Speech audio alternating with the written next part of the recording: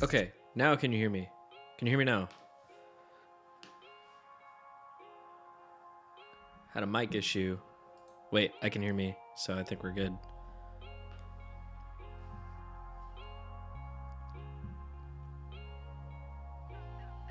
Cool. Glad you can hear me. I think every single time I start streaming, I have to reset my mic for some reason. I don't know why.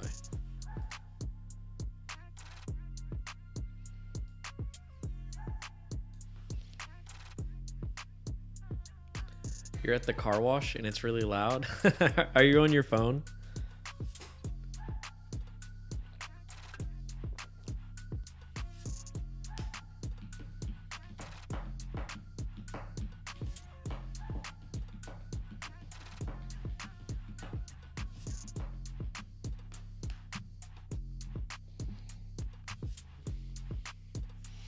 That's you when you have to sign into Discord. Does it reset your mic every time?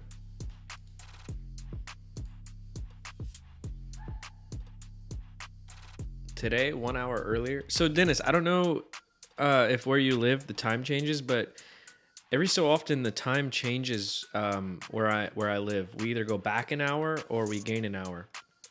This time we went back an hour, so it's just hitting 12 p.m. my time. So the stream is gonna now be at this time every week, at least for the next few months until the time changes again.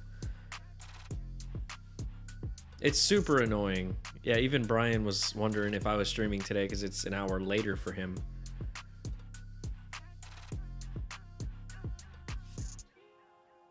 Oh, you have to reset your password every time, Soli? You need to use something like 1Password or Team Password. Oh, so you guys do change times in Germany, just not the same time we do. So you're going to go an hour earlier next week. Well, I'll make sure to let I'll put some messages in Discord maybe an hour or two before the stream next week, and then following weeks just for a little while, just so that everyone knows what time we're gonna go live.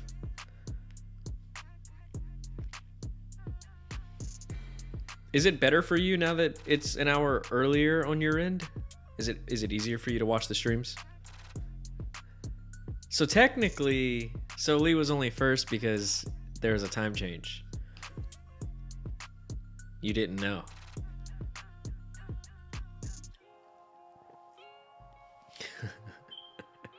Cool, I'm glad it's easier.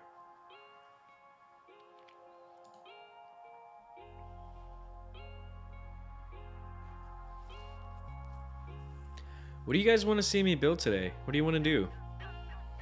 I could give you guys a quick glimpse into the very first project of the 100 Days of Code series that I'm working on. I finished it up yesterday. I'm setting up the repo and all that for it today. I think it's pretty neat. It was the time change for me too. No excuses. Hey, she's got a point. She does have a point. I think I found a nice little website. Website for what? Share it. Share it.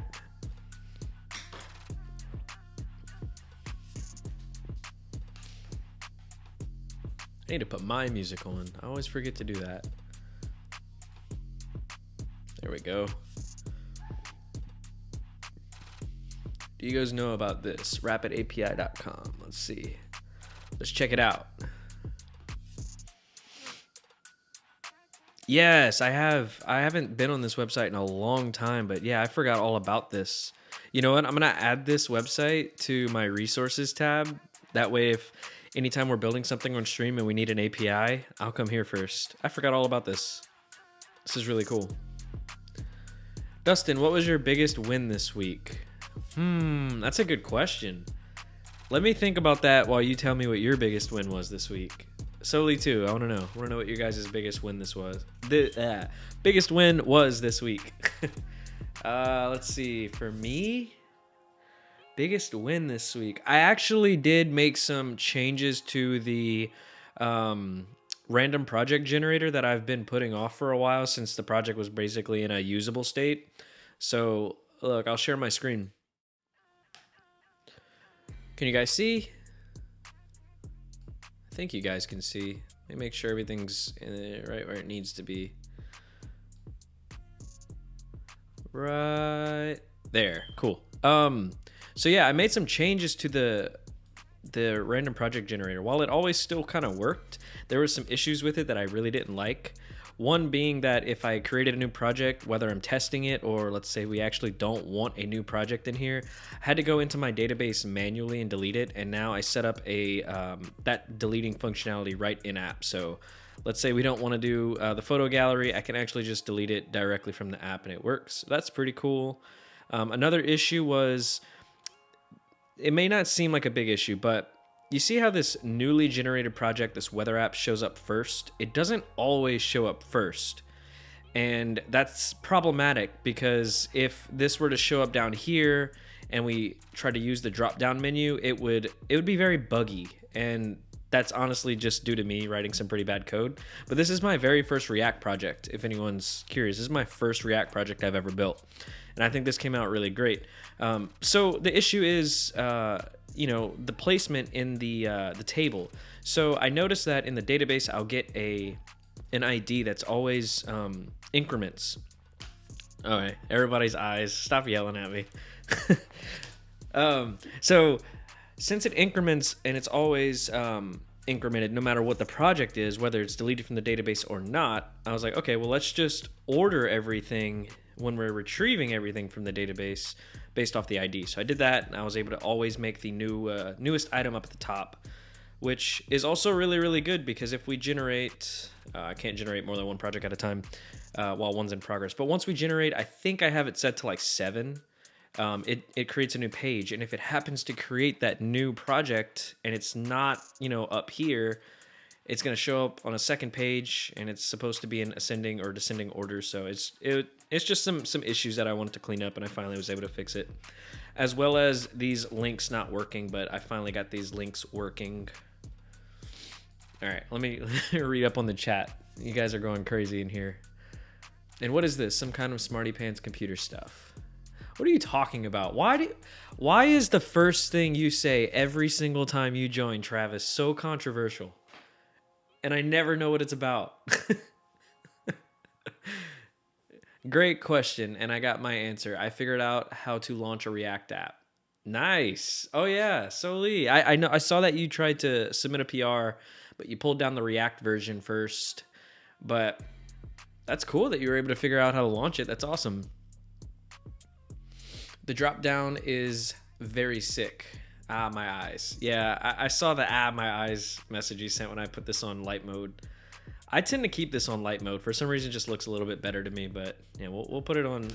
It's dark outside today. We're having some bad weather here, so it's pretty dark. I'll leave everything on dark mode. And whatever we build today, we'll do it in dark. I promise. You guys love the number 7. I don't know. I did paginate to 7 items, and I want to say Sean did too with his PR for the Lego employee directory.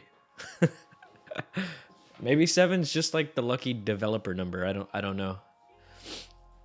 I work better with databases than native local storage or some other stuff. Yeah, databases are fun. This is my first and really my only project that I use a database for, but I really like it and I want to build more. I just need to get a little bit more experience with it, but I learned a lot with this. This is a really cool project. It still blows my mind. This is my first React project ever. I didn't use a guide, a tutorial, or nothing. I just kind of went with it. And it took probably way longer than it should have, or it could take me now. But this will be forever be my favorite project, I think.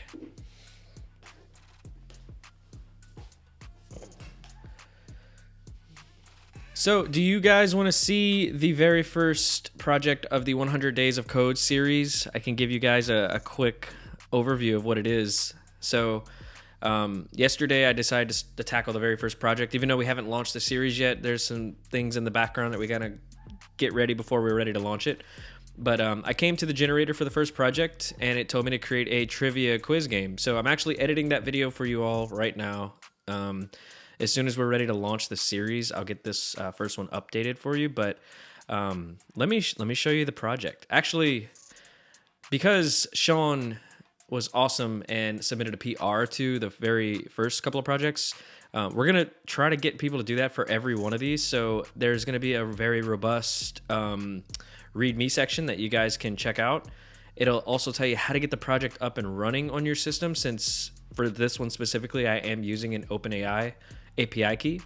But you just follow these prompts. You just follow these instructions in the README, and you should be able to get the version of your fork for this working on your machine. But for everyone that wants to contribute, this is super important. Go to the Issues tab up here. When you go to the repo for any one of my projects going forward, the Issues tab will have some issues that I have with the project that I built that I would like you guys to tackle. Some are easy, some are hard. So for this one, there's error handling, and if you go in here, you can get a description of what I need done. Same for all of these. So check these out, but also if you want to add your own cool features that aren't in the Issues tab, you can go ahead and do that as well. And I know we said we're working on a video to help you guys understand how the PRs work and all that. And me and Brian are going to work on that together. We have some good ideas for how we're going to make a video for that. But let me show you what this app looks like, because it's pretty sweet. I built this yesterday in about 4 hours, and I had a lot of fun building this. I called it Trivia Quizler. That's what I called it. Let's just open it up in the browser and show you. And it is in light mode. Sorry, everybody. I'm not trying to flashbang you guys. I really enjoyed the trivia quiz. Thanks. Okay, so one of you guys give me a topic for the quiz. Give me a topic for the quiz. It could be any topic in the world, because we're pinging ChatGPT to supply the questions. So you can actually use this to study from if you want. Tacos? Okay, we're gonna do tacos. So one of the issues with the project is that it's currently defaulted to 3 questions, but you can click 5 or 10 if you want, but there's no user feedback to show you that any one of these options are active. So it's a super easy feature to implement that I left for you guys to do. But I'll keep it on 3, and I'm gonna click Start Trivia. And also there's no loading screen to let us know. So that's another issue there. But once it's ready, we're gonna have 3 questions. First question is, what is the main protein used for traditional tacos? Travis, I'm gonna make you answer this one because you asked the question. So beef, chicken, or pork? And I guess this one's kind of like opinionated. Or, I don't know. It says traditional. We're going to go beef. All right, beef. Good job. So you get a confirmation message, and then about 3 seconds later, the next question shows up. What is the name of the folded tortilla popularity? Wait, hold on. What is the name of the folded tortilla popularly used in tacos?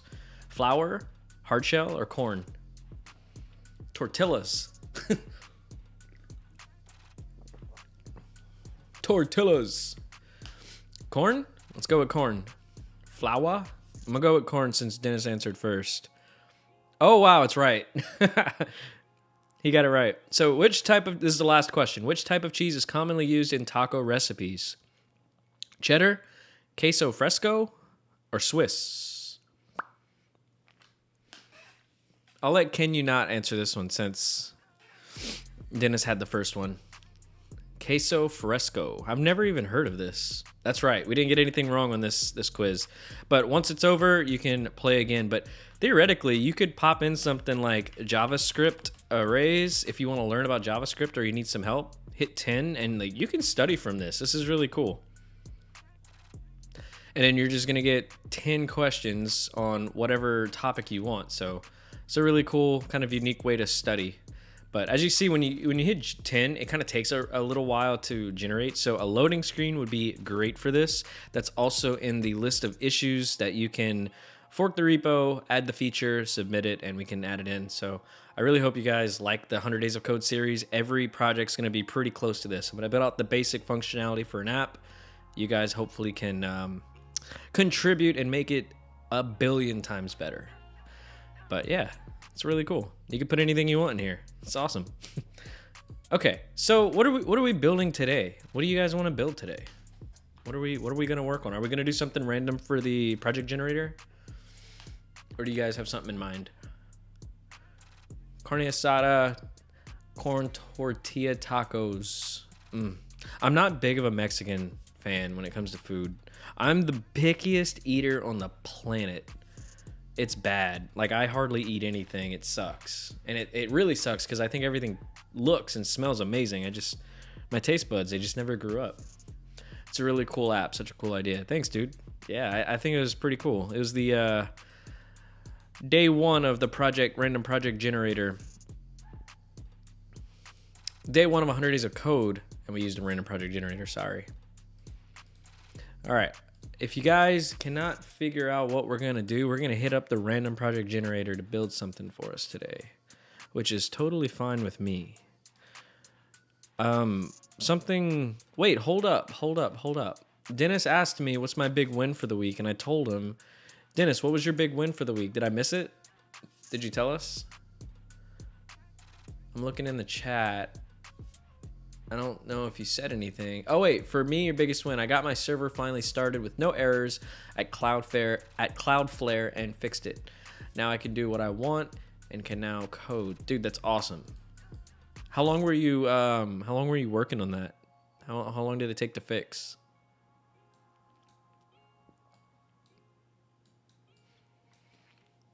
And how do you like working with Cloudflare? I haven't used that. I have not used Cloudflare yet. I've heard a lot about it though.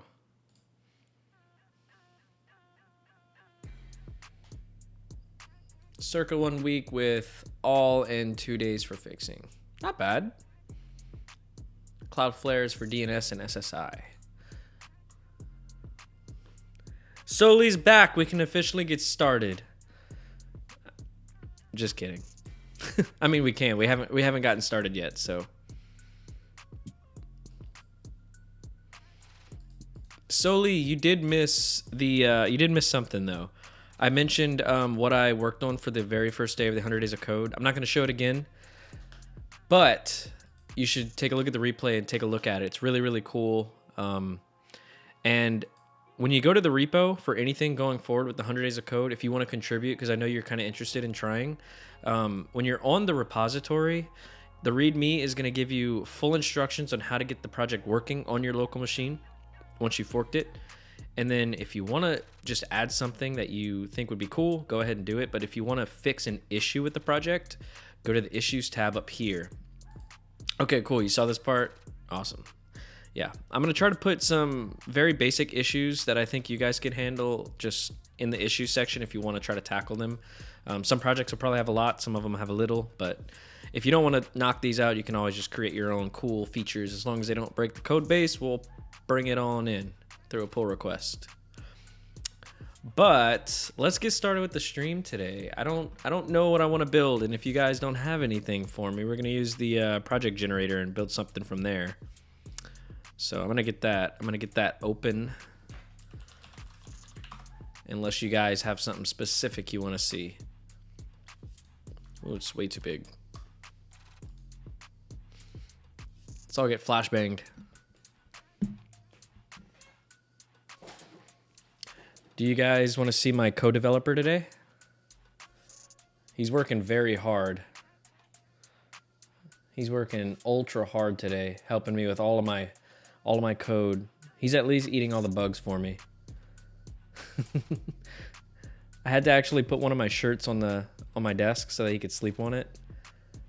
He does not like beds. He doesn't like towels, blankets. He likes my shirts. So he gets a shirt. He gets a shirt.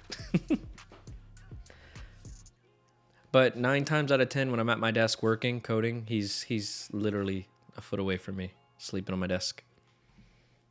All right, we're gonna do a random project. So let's see what we're gonna build today. Hope nothing's super hard. We're gonna build a weather app. By the way, VOD really helped when I was doing the React app thingy. Oh, that's good. I'm glad you got some value out of the VOD. Yeah, that's why I like trying to upload these streams afterwards straight to YouTube. That way, you know, people who want to watch the streams, but they just don't have the time, they can always watch it back. Plus, if there was something that you liked in the stream or want to see how the React app worked like you did, it's always good to be able to go back. All right, we're gonna do a weather app, and I'm gonna use the link that Soli popped in chat earlier, Rapid API, to see if we can get a weather API app out of here. Oh wait, top weather APIs right here. Boom. Weather app. Let's go.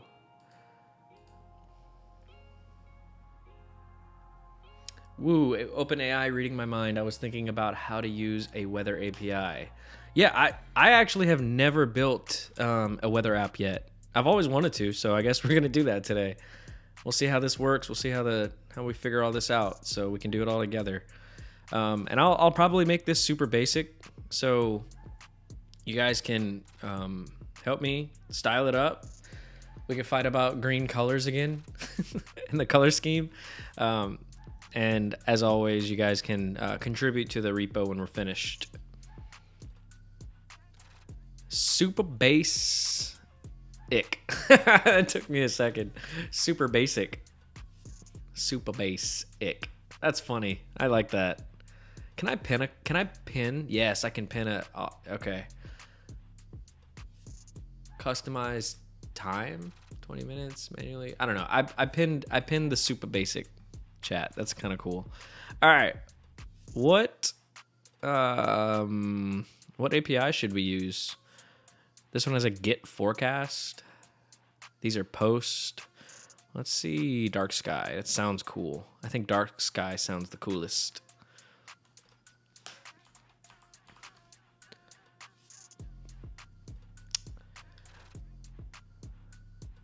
Get looks like it's providing a latitude and a longitude. So this one's taking in some coordinates. Headers. Sign up for key.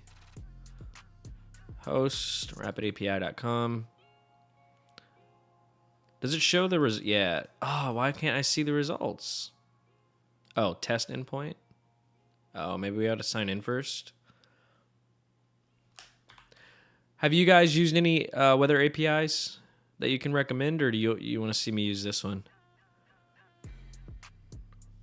I'd like to see what sort of data we get first, and then we can figure out what how we want to do the UI.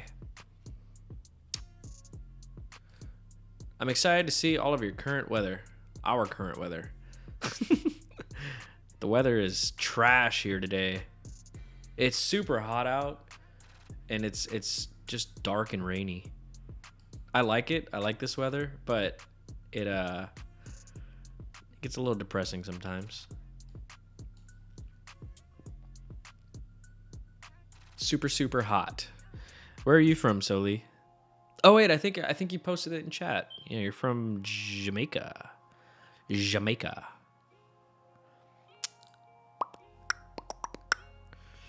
All right. Fisherman, place ID, area, country, latitude, longitude, time zone, type, settlement.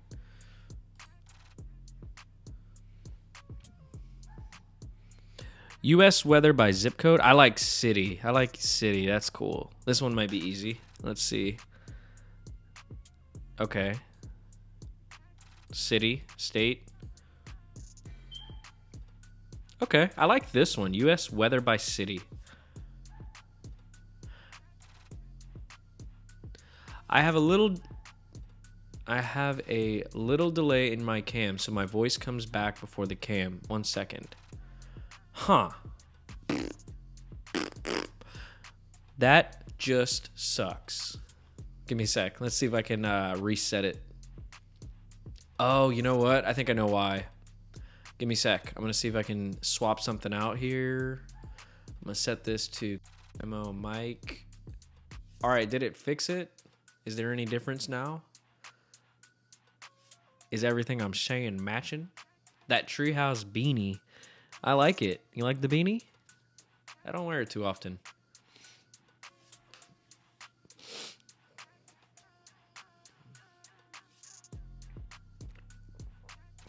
Cool. Okay, let's use this. Let's see how I can use it. Sign up with Google. Let's sign up.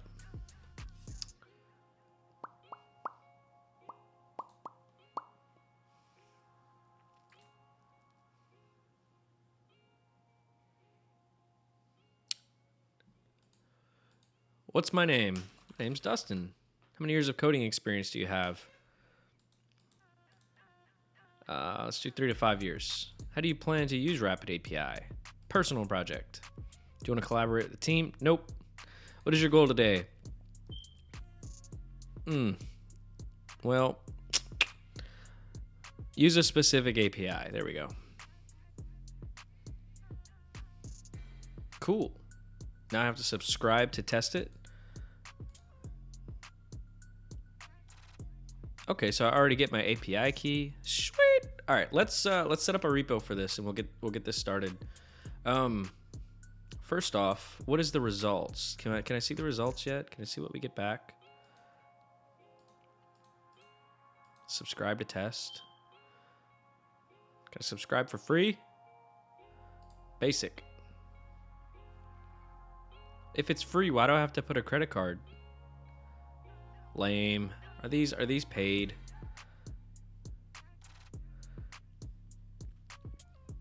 Let's see if we can do anything for free. Let's just grab this and let's just test it. Wait, it says I can skip?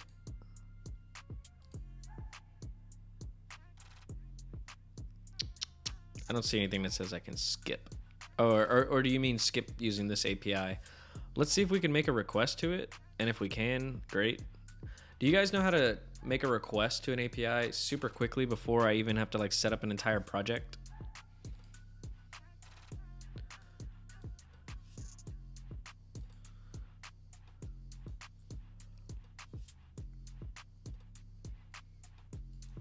Let's go to GitHub. Or just set up a new repo because we're gonna make a weather app anyway. So we'll call this Livestream weather app. A weather app built with. Are we using React or let's make this simple. Let's use React.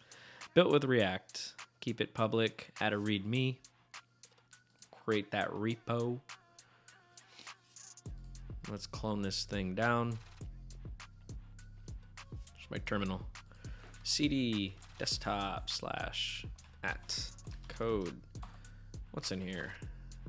Okay, let's go get clone. We'll paste it on in. CD live streams weather app code R.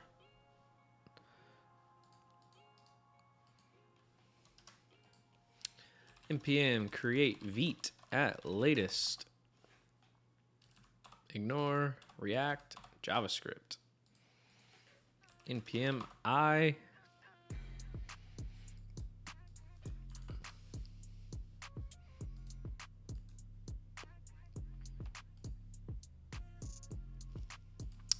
npm run dev. Cool. So we got the app set up. Let's make a very quick API request. So if you're using Vite and you want to use an API key and you want to use it securely, Brian showed me this. You make a .env.local file, or is it .local.env? Actually, I wrote it as a instruction in the 100 Days of Code Project 1. Let's go see. I can't remember. Okay, yeah, so it's .env.local. So if you create a .env.local and you want to create a secure way to access your API keys, you have to start it in all caps with Vite underscore and then whatever name that you want. So we can call this weather API equals, and then you paste in your key. That's actually my Git repo. Let's go grab the key again.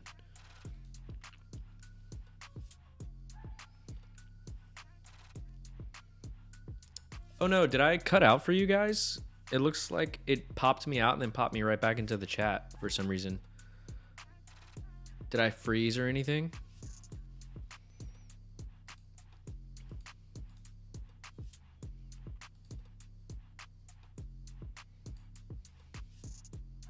Didn't notice anything? Okay, cool. Am I copying this? Is there a way to copy this? Okay, cool. So there's my API key. So now if we want to actually access it,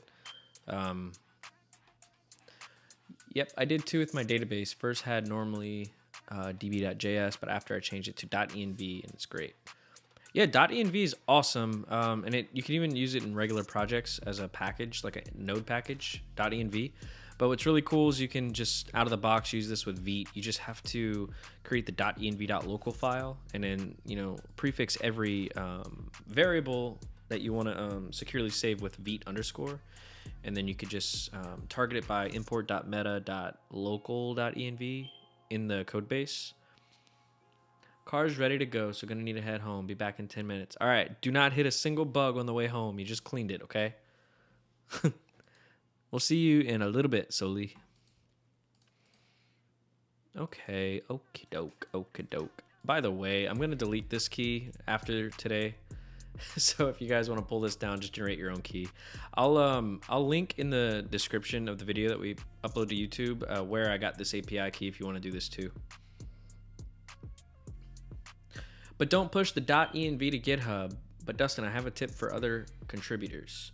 Yeah, so actually Brian showed me how to set up. So you might notice I don't have, well, I do have this git ignore here, but I actually have a global git ignore that sits on my machine. And if I forget to include a git ignore in my project, it'll automatically use that git ignore, which is, it hides my node modules, my env files, stuff like that.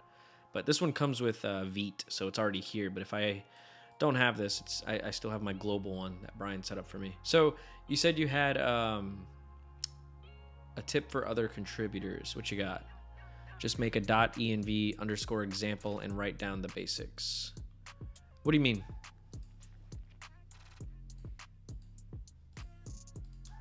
All right, let's see if we can make a quick API call and see if this API is even working.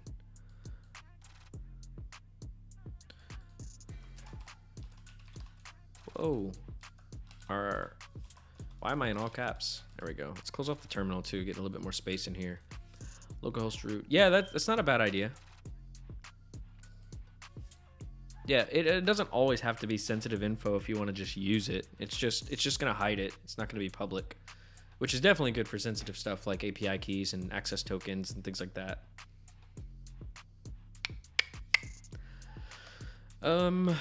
So I do know we're gonna need Axios, so let's install that. Let's do npm I Axios. All right, we got it. Import Axios from Axios. Also, what do we need? Well, that might be it, really. Let's take a look at the docs again. I don't need that.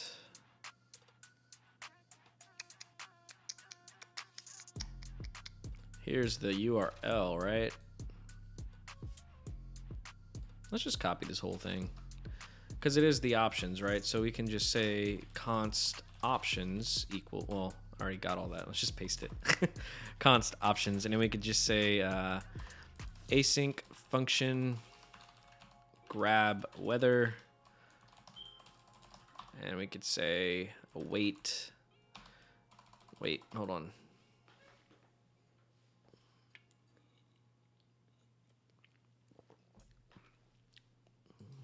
So const data equals await axios.get. We want to pass in that URL and then the options, right? Or is that really already in all the options? Do I just pass options? I wonder. All right, so this API key here, we need to replace that with our actual API key. And I forget the actual syntax. Let's go to the random project generator. I refer back to that repo so much. That's how you know I'm still learning with all this stuff. So I want to say in my project table component, I think it was. Oh no, project. Nope, I lied. It was project table, I think. Yeah, this one. So to use the API, it is import.meta.env and then the name of it, right? So I'm going to copy all of that on over. So the API key is weather API. Is that what we called it? Weather API. Yep. All right. So now it's got the key here. Whole layout. What do you mean whole layout? Oh wait, there's more in the chat. I constantly refer to previous projects too. Yeah, me too. Whole layout. What's up, Brian? You're late, dude. You're late.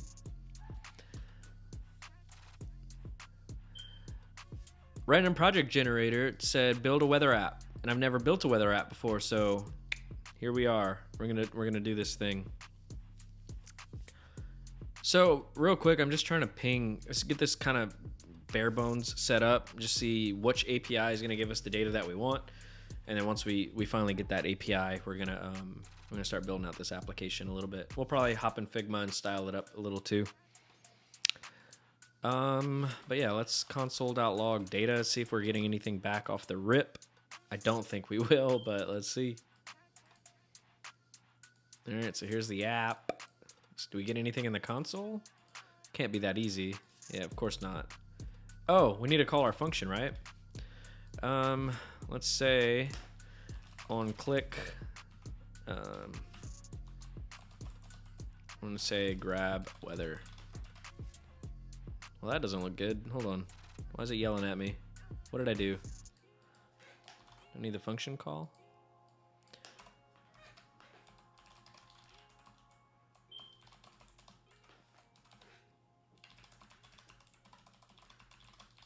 Probably some weird syntax thingy.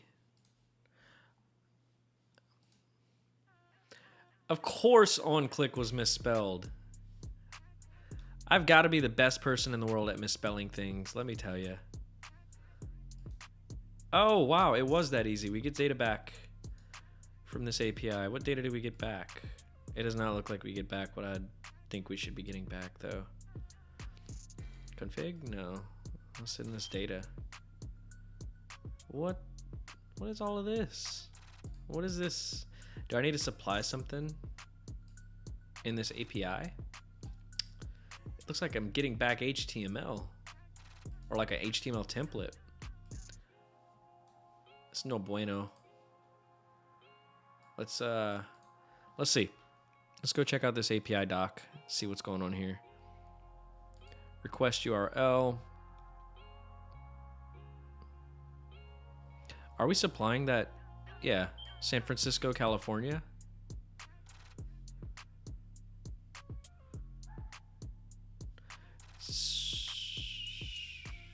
So they're doing request.data. So let's do data.data, see if that does anything. Yeah, this is the data I'm getting back. What is this?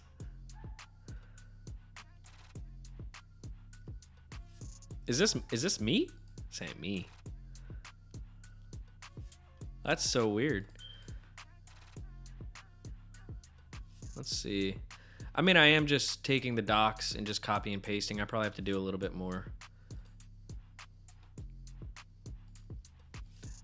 Headers. Okay, maybe we need to add in some headers here. Or is this what comes back to us? Yeah, this is what comes back to us.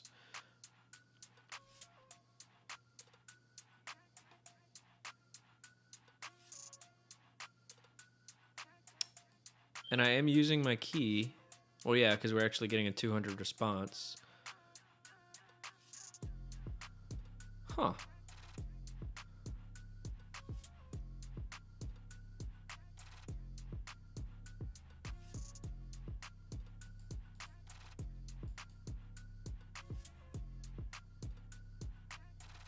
What is this default application?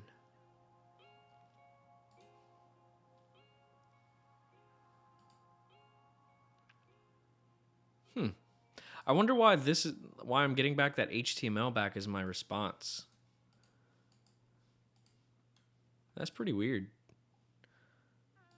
What's Copilot say about it? Probably nothing, because it's coming back. I don't think it's an error. I think this is just what I'm getting back. So I'm making a GET request with these options here. The method is GET. I'm passing in these options, which is this, right? Method GET URL, and this is the URL. And the parameters, it's giving the city and the state, which are required fields. And then in the headers, these are required as well, which is our rapid API key, which is my API key that I got. And then the host, which is us-weather by city.p.rapidapi.com. So yeah, it's working, and I'm getting a. Why I got all these tabs open? Let's close out some of this stuff.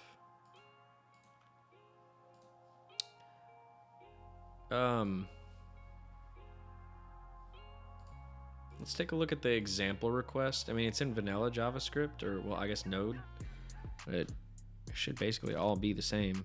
They're doing axios.request and doing this, and I'm wondering if that's because they already have the get method in here. I never used request before. Let's try it. All right, so we're gonna do axios.request options. Let's see if that does anything different. Let's refresh. And now I actually get a 403. And the response is saying you are not subscribed to this API. Ah, so that's the kicker. I have to subscribe to it, but it's free, but I have to still put my credit card in, which I'm not doing that. Well, I gotta put my credit card in for a free. Oh wait, no, it's $100 a month, or I don't know. Yeah, let's just Google free weather APIs. Open weather map. Oh wow, I'm getting flashbanged. Is this what you guys felt whenever I opened up the project generator in light mode earlier? Ooh, that's bright. That's actually really, really bright. It's dark here today. I'm gonna put my dark mode thingy on. Yeah, in case I go over the 100 requests a month, yeah, I get it. It still sucks though. I'm not gonna put a credit card in for a quick little API. Do you guys have any APIs that you've used for weather apps before? True, 100 requests in dev mode is like an hour. That is very true. So I can subscribe. Well, I don't want to subscribe to anything. Why are they so tiny?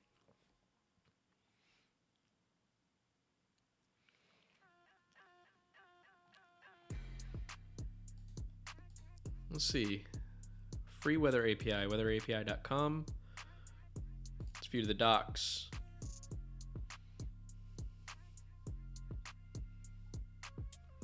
To get started, you need it. Let's make this bigger. To get started, you need to sign up, and then you can find your API key under your account and then start using API keys right away. Well, I like the sound of that.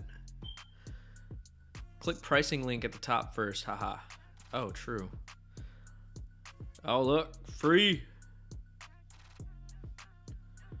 Oh, this table is very clunky. Forecast days. I get 3 days. That's cool. Forecast interval, hourly and daily. Sweet. Marine weather. I don't care about that. Marine weather interval. I also don't care about that.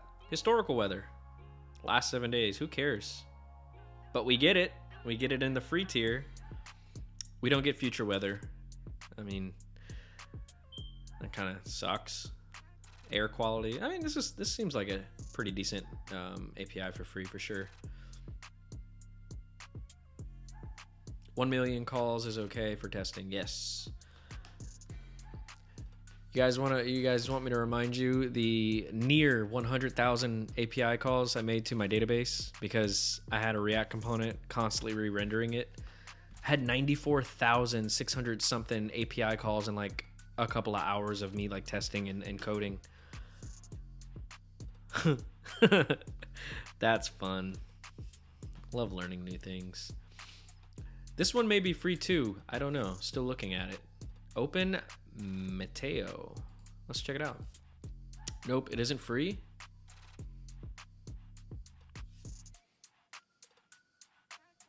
Ooh, this one's got a lot of info. Where's Soli? She was actually washing her car. She's at the car wash. So she finished washing her car. She's on her way home now. She said she'll be back in about 10 minutes. About 10 minutes ago. So she should be back soon. I kind of like this API right here. This bright mode.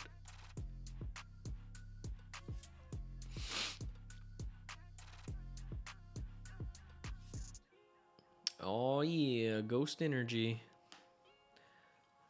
Let's see. Look at the flavor I've got today. Take it out of my little koozie. We've got the straw bango, margarita. It's pretty good. It's actually becoming one of my favorite flavors. I've actually stopped drinking Ghost. I try to have one on stream days, but I've been cutting back on them for a bit. No specific reason. I just like to wean off of things here and there.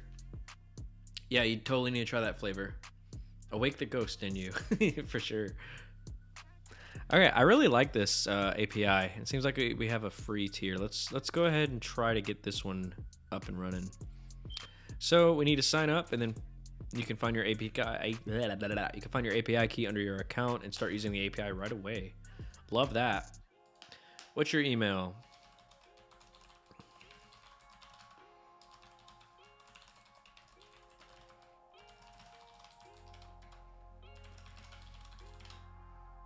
Oh no, they don't match. Hold on. Wait, it lied to me. This is some bad UX. I promise I'm a human and I'm about to prove it to y'all. Or not. Maybe they don't need me to do a CAPTCHA. I'm not using 1Password for this kind of stuff. Who needs to use that? I'm also using my personal email for this. Any API key stuff.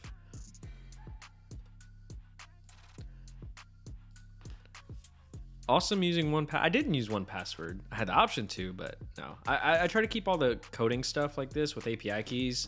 I like doing that in my personal. Well, I have like a personal email, and I also have like a coding personal email, if that makes sense. I kind of keep it separate from my work stuff. So let's go grab that. Have to verify myself, and I've done so. I'm a real boy. I'm a real boy. All right, log in. Username. I didn't set up a username. What do you mean? Let's check the email. Oh, it doesn't say anything. I didn't set up a username though. Did I?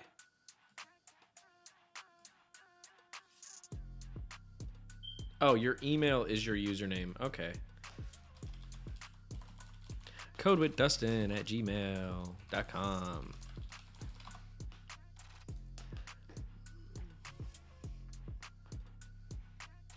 This API is open source as well as a backup. Oh, weather.gov.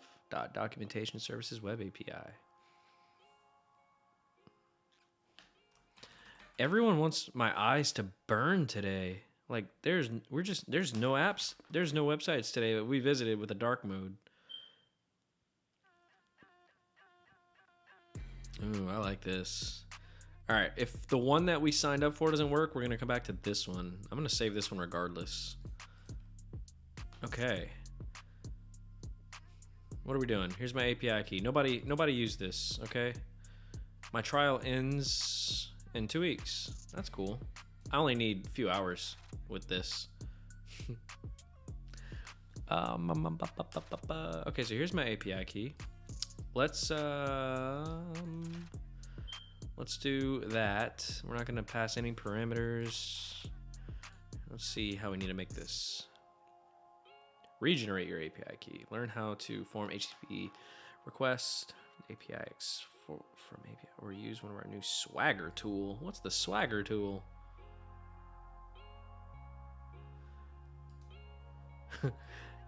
Travis. Is that sarcasm? Sure is. This looks like every government site I've ever seen in my life. At least from the US. So boring. Like I just want to sit there and be like, I can make something better for y'all.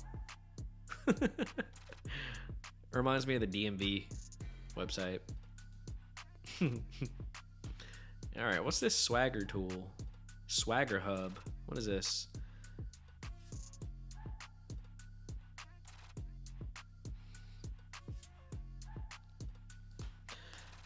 My eyes are gonna hurt after today. I swear, everything is so bright. Germany too? Yeah, I feel like that's just, if it's like government related, they just don't care. Alright. API.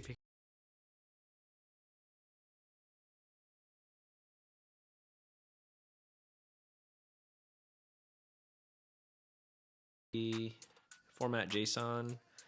value, pass a US zip code, UK postal codes, Canada postal codes, IP address, latitude, longitude, or city name. Cool. Let's do something like Dallas, Texas. See if that actually works. Parameter, AQI, forecast, current, forecast, search. Okay, so these are the endpoints, it looks like. So it looks like this is our API URL. Oh no. You guys can't see me?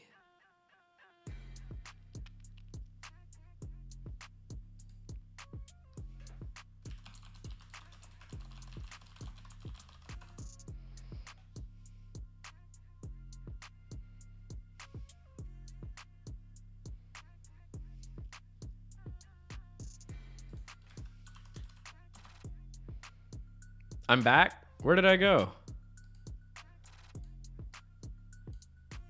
Was I like just frozen, or did I like completely go somewhere? Look at all of this. It's like Twitch Inception. Network error. The government didn't like what I said about their websites. They tried to shadow ban me just now. You saw that, right? Y'all saw that, right? Cool. Anyways, I don't know if you guys saw, but I basically came here. I popped in my API key. I said JSON for the format, protocol HTTP, and these looks like these are the endpoints. So I just went with Dallas. Like I said, I clicked show response, and this is the API call that we need. Response code, and this is the headers, and this is all the lovely data we get back. So this looks like a super fun API to use. I think we're gonna have fun with this. As long as I can actually make API calls with this, we should be fine. So what I think I'm gonna do, let's copy all of this, and we'll pop this into our options. So we'll say const options equals all of this stuff, right? And we can pass this options object into our API call. So we can say axios.get, and we'll pass in options, but let's also give it the URL, which I believe is right here. And it uses our API key. So I'm gonna probably pop that out. I mean, you guys have already seen it, so I guess it doesn't really matter. I'm gonna delete the key after the stream anyway. So let's pop that in right here. It don't like that space. There we go. Word wrap it. And then we're passing in our options, which are our headers, right? Right. Let's see. Well, it did pass in the date. Maybe we should like pass in the current date. I don't know. We'll see.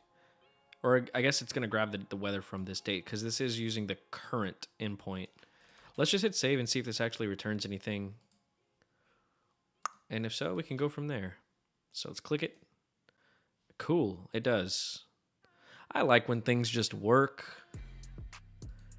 Cool. So we get back 2 objects from our data. We get current, which shows current condition. Cloud, I don't know if it means it's 100% cloudy. What it feels like, gust of winds, humidity. Cool. This is definitely going to be enough data to build out some sort of weather API. Actually, you know what? I take it back. I did build some sort of weird weather API in one of my super old videos. I think I had ChatGPT build it for me or something. Shout out to anyone who remembers that video. I forgot all about it. Cool. So in the location, we get the name and the region. I like that. I like that. Huh.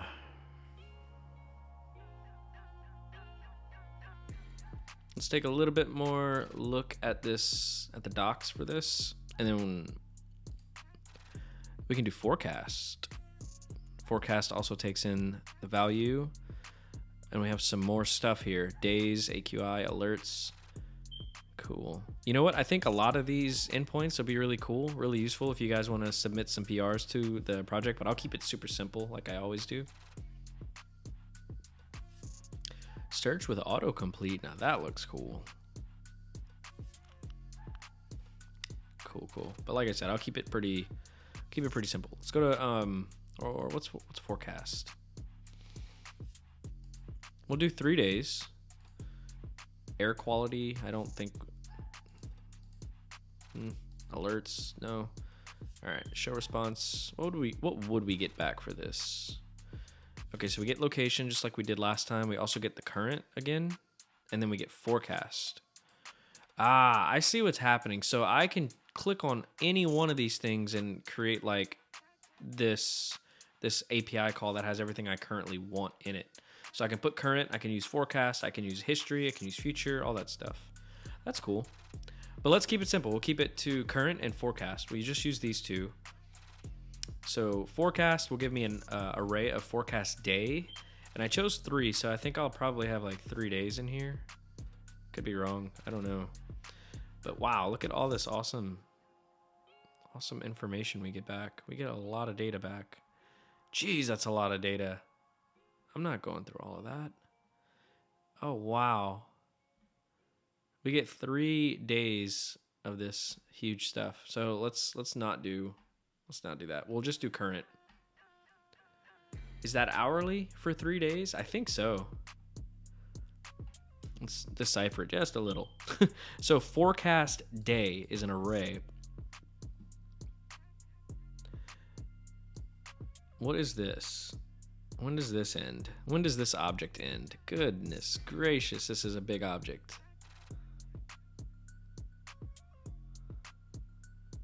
Wow.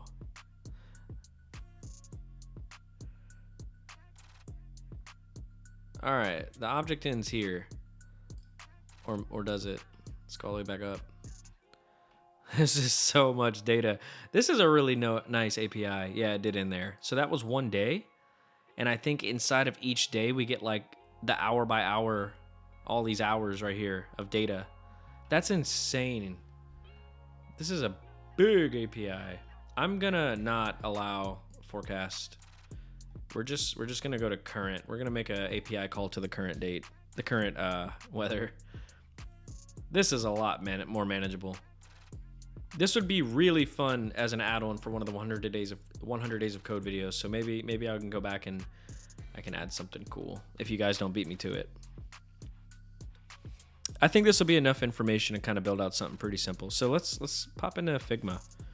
Or actually, maybe before we pop into Figma, let's go to Google and weather app UI basic. See something basic. Maybe we can do something. I like this. This looks awesome. This looks crazy. This looks so cool. Yeah, let's do something like this. Right off the rip, we get something kind of cool. Let's pop this into Figma.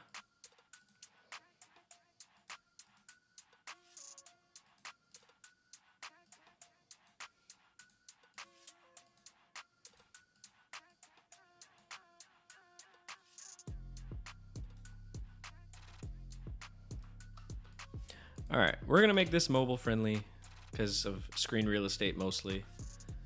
Let's see if we can go find these cool images, or let's just do a background color for the time being. So like when it first starts up, it'll just be like a background color.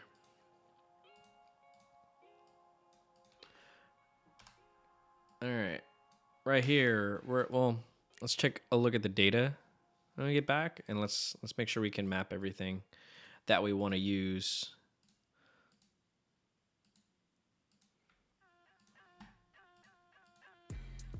Goodness, I have so many things open. All right. So we get the name and the region and the country. I don't think we need to put the country on there. I think that's fine. And we do get local time. That's cool. Maybe we can put local time there too. So what if we did Dallas, Texas is what we got back.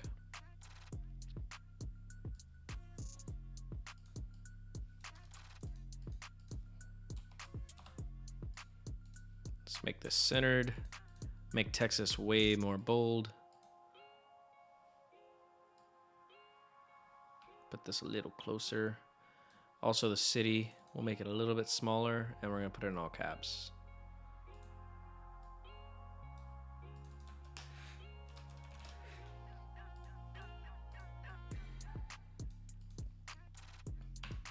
Real big, we'll put the, I guess it'd be like, we'll just copy the, just copy what's in that weird little mock-up we found. Does anyone know how to do the decimal? Not the decimal, the degrees sign. I would love to learn how to do that. It's like Treehouse course. If I don't have money and it's cold outside, let's stay home. I feel that. You usually Google it, Laura? You mean the degrees thingy? I'm gonna leave it out of the mock-up for now, I guess, to be honest. Let's add a stroke to it. Not me, the text. I don't want a stroke. Let's make it a lot bigger. Something like this would look kind of neat, I think. Maybe we can actually put Texas in all caps as well. I have an idea here. We're gonna put them on the same line. Texas will be much bolder, like we did earlier. And Dallas will just be a little bit more opaque. Like that. And then right above it, we can put cloudy.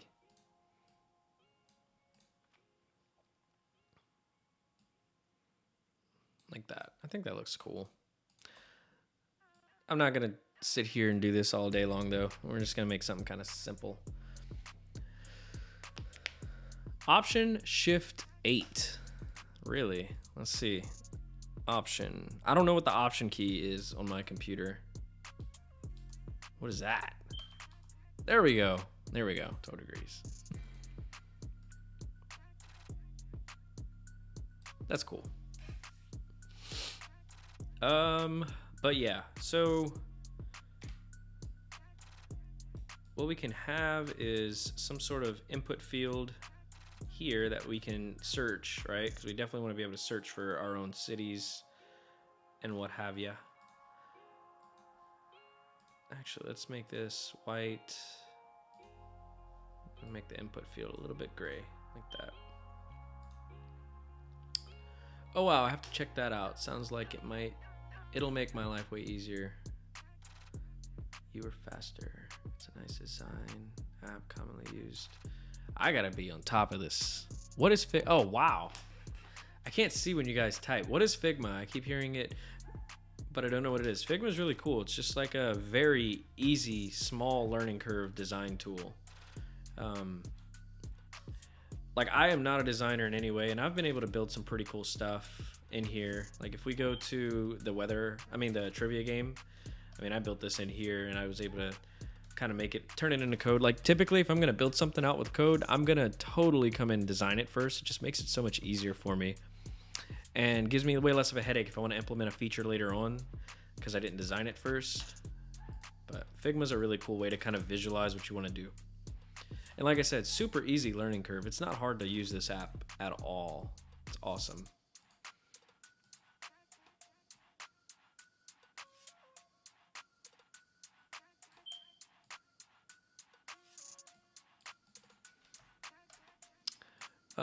But yeah, so search location. That is huge.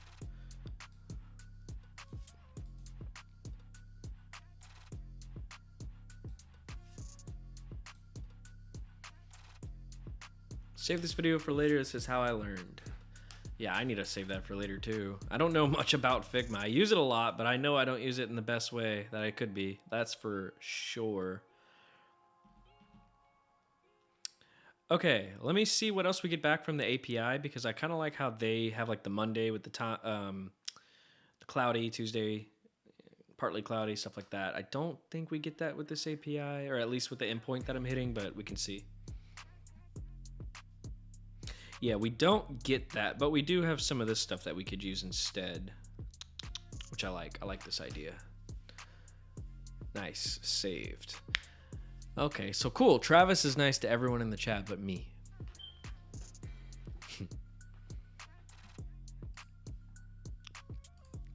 You know what else would be cool? If every time we generated something, it made a new background color. I like that idea. Maybe we can implement that too.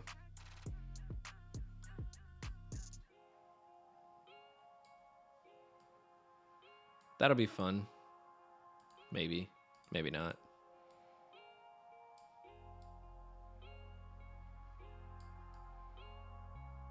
Who knows? Who knows? Who knows? I don't want to spend all day on the design stuff anyway. So I think what we'll do is we'll kind of mimic this, but we won't have like the days of the week. So we can have something like, what do we get back? Wind speed, stuff like that. Let me copy this.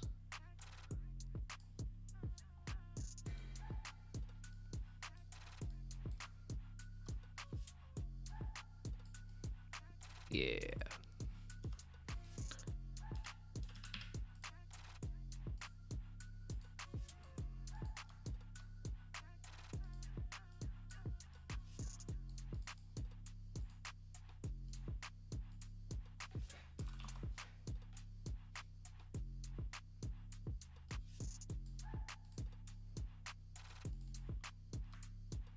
All right. Let's at least put, well, do we even get that back? Cloudy and all that. And if so, what is it called? Overcast. So condition.text, and we'll have overcast. So right here we can put condition. Let me left align this so that this doesn't keep happening. And we're definitely going to make text a little bit smaller and a little bit darker.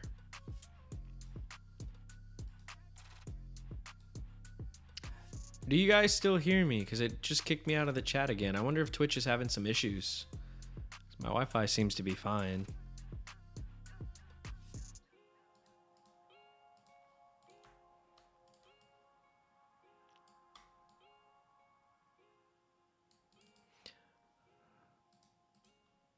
Still hear you. Cool. Okay, good. So for the condition, I think today was what? Partly audio still good. Okay, good.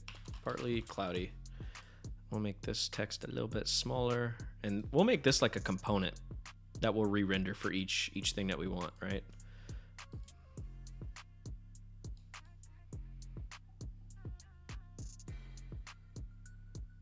Are these all? Oh, I need to group them. I'm dumb. Okay, are these all spaced evenly? They're sure not.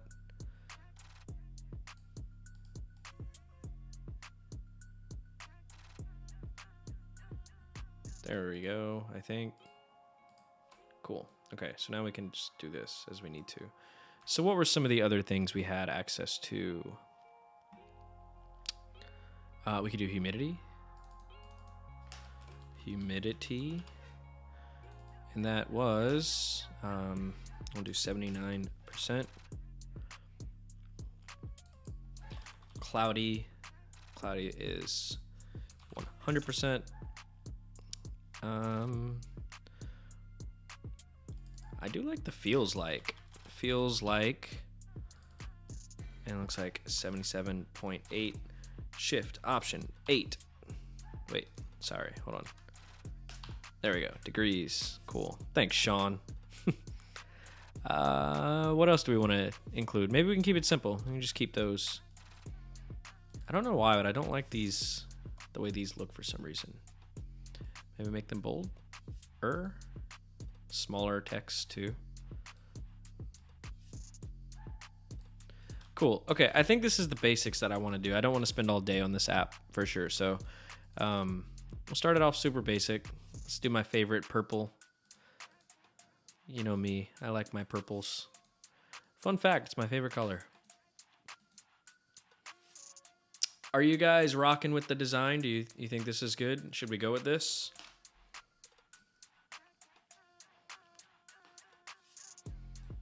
think we should also have a title down here showing weather for we can say Dallas, Texas.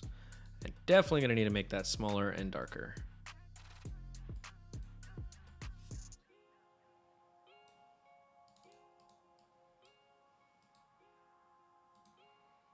Looks great. Cool. Cool. I think this will be fun. I'm tired of designing and I'm just ready to get some coding done. So let's start coding this up. Looks way better than what I do. Let's go. Let's go. Maybe if like I can build this out super quick, we can like really make this look nice. I'm trying to do something pretty quick and simple so we can just get started coding. Maybe we can even add some sort of gradient to this. I like that. I like that a lot. Cool. All right, let's not spend too much more time. I say that and I instantly want to add more and more things, like one of these. Ah, there we go. Let's put this last. Nope, wrong one. There we go. So maybe this could be like a table where like every other item has like a different background color or something. I don't know. PR issue for weather icons. Absolutely. Weather icons would be great. That would, yeah, we're definitely going to set up an issue. Good idea, Travis. I might actually keep you in the stream today. Maybe. All right. If you guys are happy with this, let's get to coding. I think this looks good. This will be a cool little project. We already get all this data from the API, so we know that we can make this happen. So let's bring it to life. Cool. Why is this repo still open? Okay. Here is... Do we have anything in here? No, I think we're fine. Okay. If you join late, I'm gonna just go over the code base really quick. It's so basic. All this is a very empty React application with this one component, which is the app component.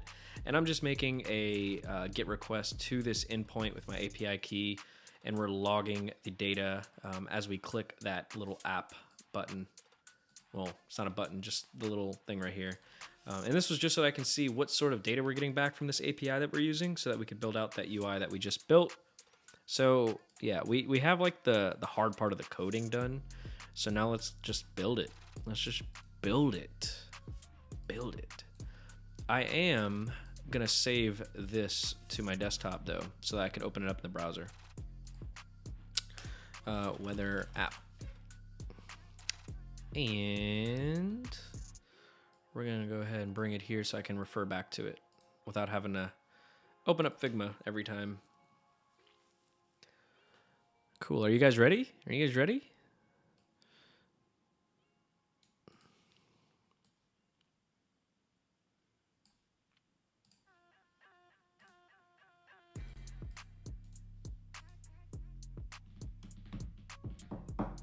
So it looks like Sean was born ready.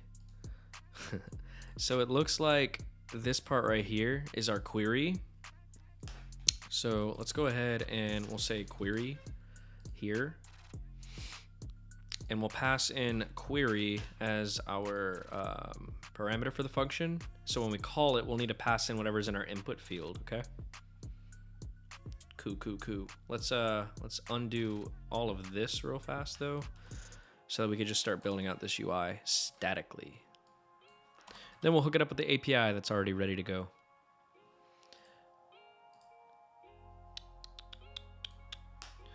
I'm gonna keep the console.log in here. Let's just comment it out. Close down the options. All right, let's look at our app and get started with this. So we basically just have one big old empty app. Why is it dark? Oh, I don't think I deleted the styles yet for everything. And actually, you know what? Let's use Tailwind. Let's make this so much easier on me by using Tailwind. Don't forget the backticks on your URL string. I probably would have. I would have came into that issue early, at some point, I'm sure. Good catch. All right, let's install Tailwind and then we can get started. So npm install the Tailwind CSS, post CSS, and auto prefixer. So I don't know if you guys have been following with Tailwind, but Tailwind's about to drop a new release. I was about to say an album, about to drop a new album. They're about to drop a new release. I think it's version 4 or something. But you're no longer going to need to install Tailwind CSS, post CSS, auto prefixer. I think you just install Tailwind and it's going to have a lot of that kind of configured for you. No more CSS directives either. It's supposed to be way nicer. We know you don't use Tailwind. You use Bootstrap. Oh, we should have used Bootstrap for this. If I wasn't like already in this and set this up, we could have used that. Let me put this at the bottom. I don't have a lot of real estate today. Here comes the bootstrapper murderer. Everyone in the chat say I if you hate Bootstrap and prefer Tailwind.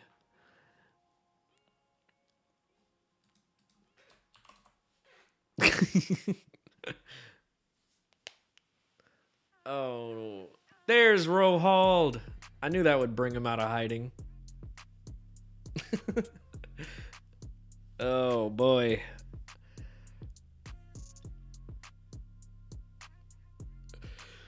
Oh, Brohald.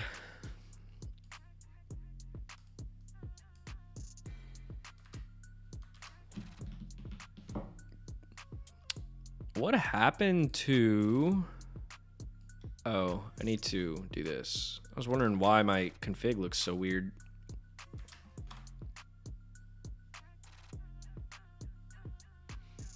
What am I doing? This is my Vite config. I need my Tailwind config file.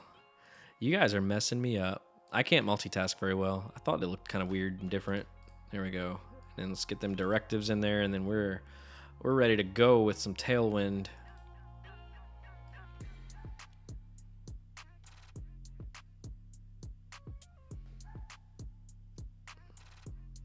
Yeah, I like Dennis too. He's okay.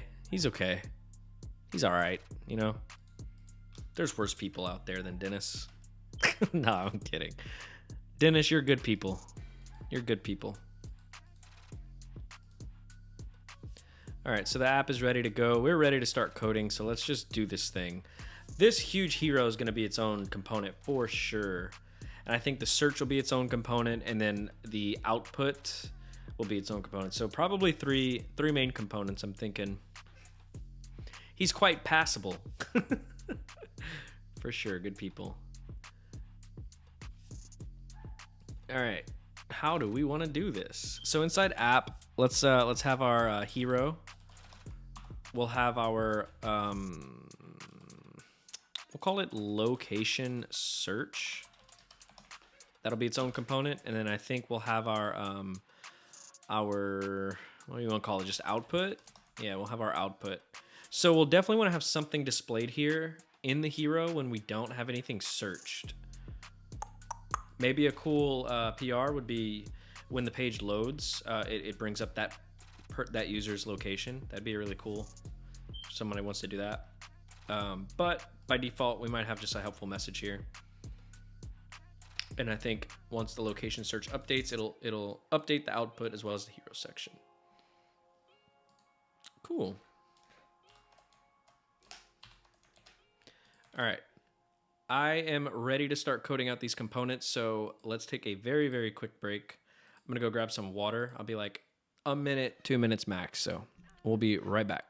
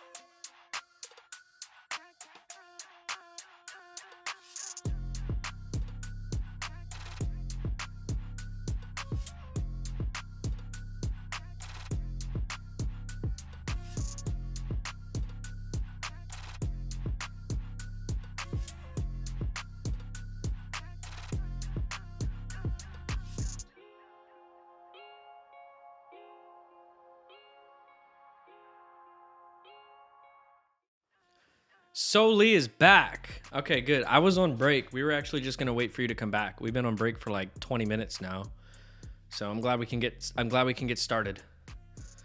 Finally. I'm kidding, by the way. I'll catch you up to speed, Soli. We found an API that works, and we hopped in Figma and we built this little design that you see on screen here. So we're gonna build this out using the weather API. Should be lots and lots of fun.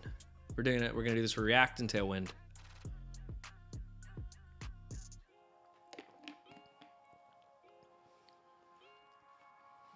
But we haven't done any coding yet, and I'm getting antsy. So let's do some coding.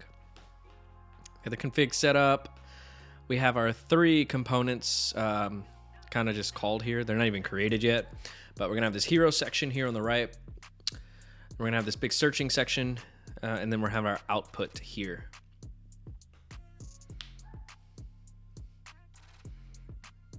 So let's go ahead and create those components real quick. So we have our hero.jsx. Let's initialize it, close it, and we'll repeat. Location search.jsx, RAFCE, and then our last component, which is our output.jsx, RAFCE, done. So now these should work once we import them. So let's do that. We'll import hero from hero, import, what was the other one? Location search from location search, and then we'll import output from output. Now, is it possible I did all that without misspelling anything? Seems so. Wow. That doesn't happen very often. Cool. Cooly.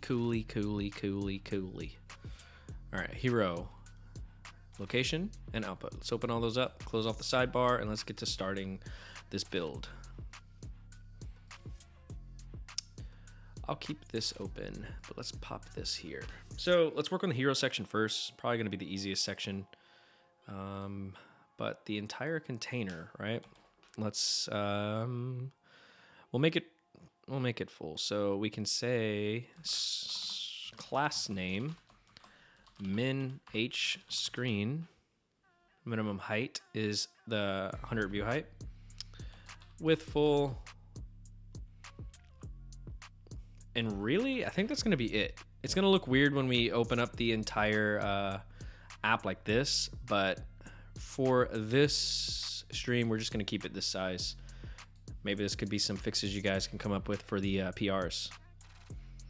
Wink, wink. All right, hero. Minimum height for this hero. Let's do it like 1/3 of the height. Hey, Rohald, is there a way to do that in Tailwind?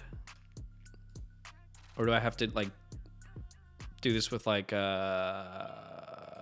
CSS Grid or Flex?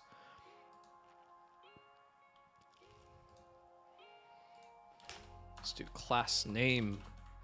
We'll say height. Well, if we do 20%, I wonder if that actually does anything with a width full. Say BG red 500, just see if that actually does anything. Yeah, no, it doesn't, because it's not relative. Class name H1/3. I'm just wondering if I have to use Flexbox or Grid to get this height 1/3 of the view height, or if there's something like you can do in Tailwind specifically. So Sean is saying height 1/3, so let's try that. I did height 1/2, and it's giving me a percentage, which is fine, but it's a percentage relative. So I think I would have to pop this whole thing into a container and say 100% for that to work. It doesn't do the trick. See? Only thing I could think of is min height is set to screen for this. So, and then this first option here seems like layer 8 problem. Layer 8 Layer 8.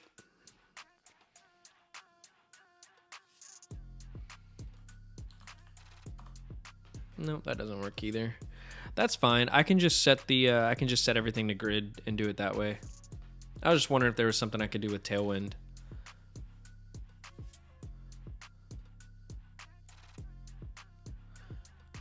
Please remove the user? What do you mean? Remove the user?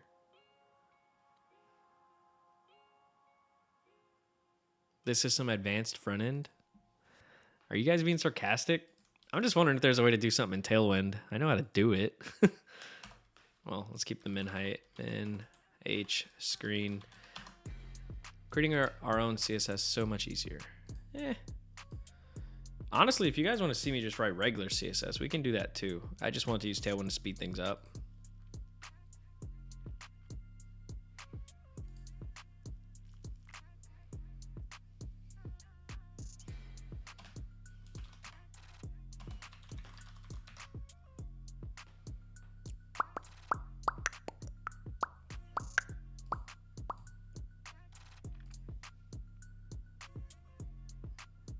I don't know what you mean, layer 8. You don't know the text, even someone makes a mistake. I don't know. I don't speak from that. I don't know what you're talking about, Dennis. Tailwind's just quicker. I wouldn't say it's easier. I'm just not used to it, so that's why I want to learn it a little bit more.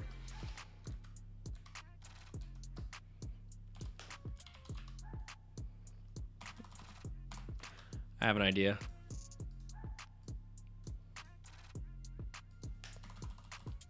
Say min height, and we'll just give it a fixed width for now. The error is always in front of the screen. That's layer 8 calls. Dude, I have no idea what you're talking about, Dennis. Min height, we'll do it's like 600 pixels. That's 600. Oh, I was zoomed in. I was like, whoa, that's huge. Yeah, definitely don't want it to be 600. 300 or 400? 300. I think that looks great. Cool. And we'll say grid, and we'll place items center. And basically when we start this up, we're not going to have anything in the hero except maybe a message. So let's just have a p tag. And what should we say? What should we say for the message? The problem is between the keyboard and the chair. Hey, that's me. I figured you were being sarcastic.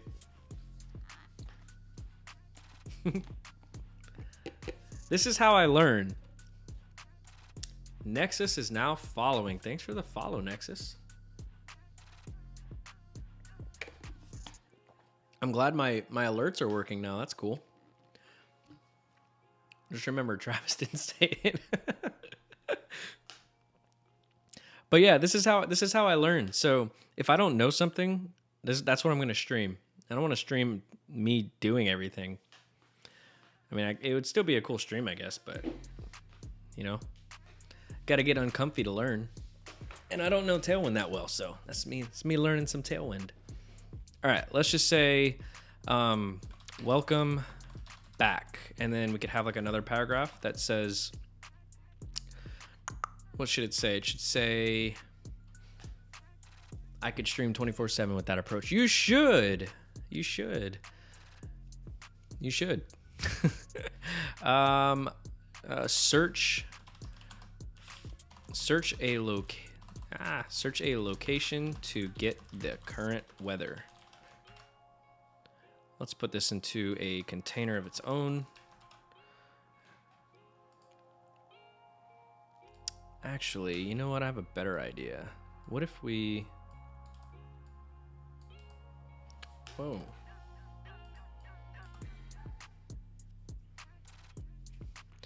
Let's use Flex.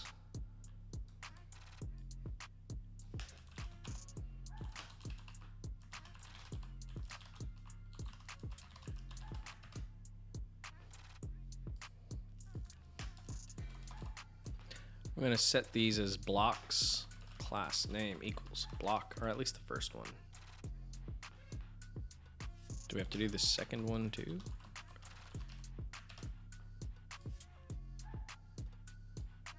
What is the align items center in Tailwind? Do you know, Rohal? I know it's not align anything. Oh, just item center. Cool, that's what I wanted. We don't need block for this. Welcome back. We're gonna put that real big. Once I text XL. 3 XL. How about that? And we'll do font bold, or we'll do extra bold. Travis is the best Rohald. Does Tailwind have like a doc for those? It does.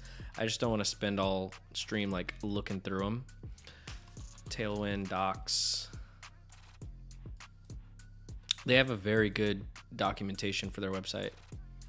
But also what I really like about, I forget what plugin it is that I'm using, but if you type in something like border, you could see all the Tailwind class names that you could potentially use and what they do.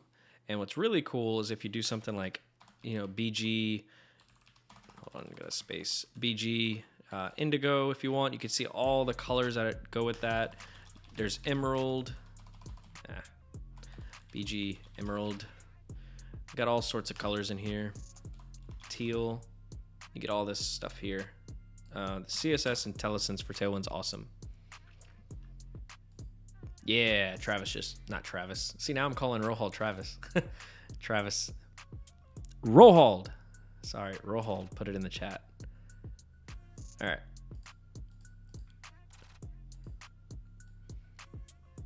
Using that tomato red for Gil in case he's watching. Compliment for me, not for Roll. That's funny. You guys make the stream so fun. Because normally when I'm just coding by myself, I'm just coding by myself. I don't get to laugh and hang out with people. You guys want to see me stream more often? Maybe we can do 2 days a week. It doesn't have to be just Thursdays. I honestly didn't think anyone would ever want to come hang out and watch me stream, so I just chose 1 day a week to get started with.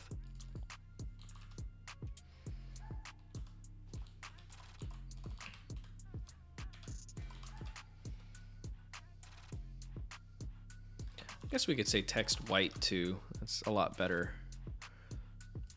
I'm gonna make this just a little bit bigger on my end. And we're obviously gonna give this a little bit of padding. We'll say padding and go all around padding 5. Did padding 10? No, padding 5 is good. Does that padding actually work though?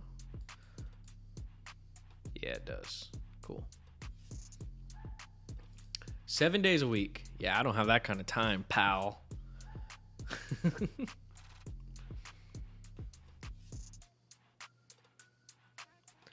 Oh yeah, it's a must when working with Tailwind. I would not use Tailwind if there was no IntelliSense in the IDE. I just couldn't do it. At least not starting off with it for sure. And what's really cool, if you really just don't want to go through the docs, how do you do a linear gradient background color in Tailwind? You can just ask Copilot. Copilot will usually help you out too, much quicker than you can find the docs. So actually using GitHub Copilot's how I started getting better with Tailwind. So it'll actually take my code that I've already written and add the linear gradient. So it says BG gradient to R, which is to right, and then from blue to purple. So we can go ahead and just add that right on in there, remove this, replace it. Except we're not going to do purple. We're going to do indigo. And is there like a pink with cool, there is a pink. So really, really cool. Or Raycast extension. Tailwind CSS. Vimitor. No way. What is this? Oh no. Oh no. This is handy. By the way, Rohal, after a couple of weeks ago when you mentioned Raycast, I've re-downloaded it. I did it the correct way. I uninstalled or I stopped the hotkey for Spotlight popping up, and now I use Raycast for everything. I'm sure I use it in the most basic sense, but it's nice, dude. It's so nice. See, it's just nice. Have it up. Dude, Rohal, I've got so much stuff on my computer that you've told me about, like Rocket for emojis, Raycast. I'm using Tailwind now. My work computer is the product of Rohald. That's what it is. It's the product of Rohald.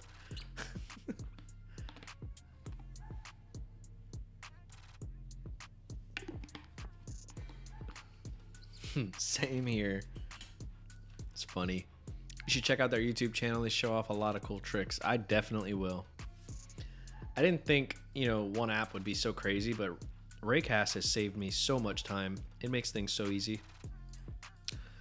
Can I do 2B? I want 2 bottom. There we go. Let's go 2 top, actually. Perfect. Now, I definitely want to change this pink.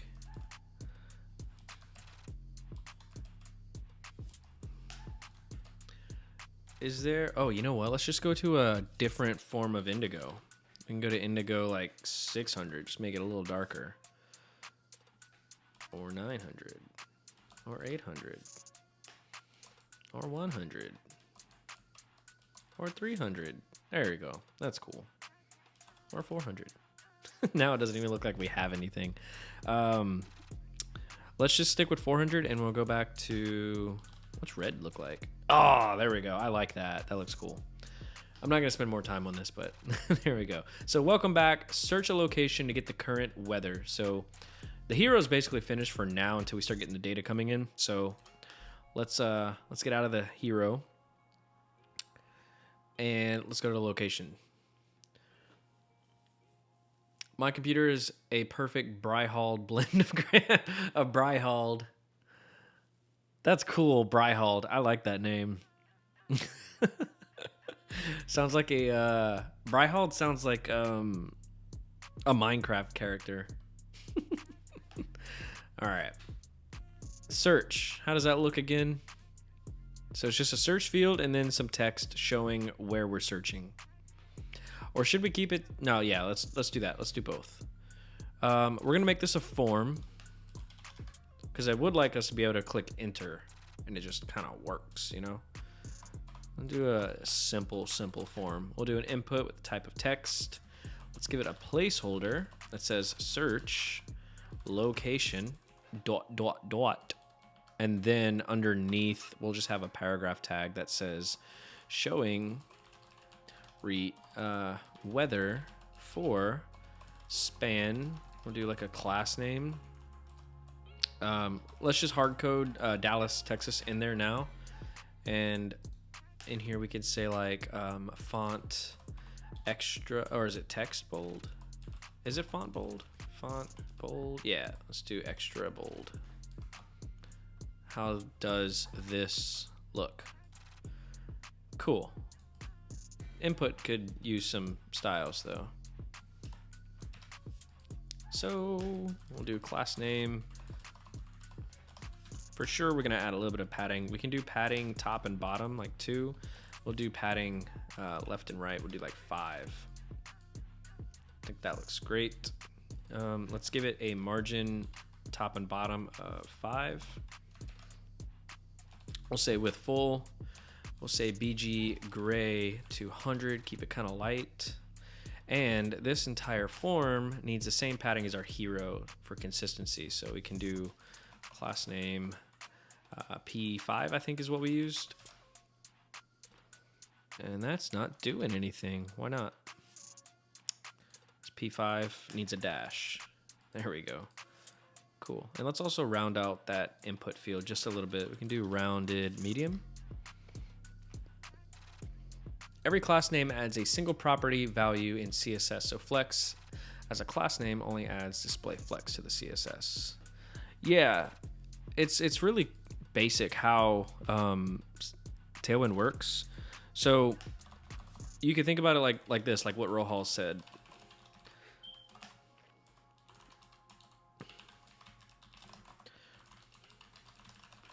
So this display of flex is a CSS property of display with the CSS value of flex. Justify content is related to flex. It can only be used with flex items, but this is a property with a value. And all this is a class name. So if let's say down here is actual HTML, it would render out justify center as a class, which would inherit this property value. That makes sense. So you can chain things on like flex and then justify center like that. That's basically how CSS works in a very simplified version. It's awesome. I think it's also how like Bootstrap and all works too. Yeah, I mean it's not hard. You can pretty much kind of make your own. You can kind of make your own CSS library if you think about it. If you want to get into that, it's very, very involved though.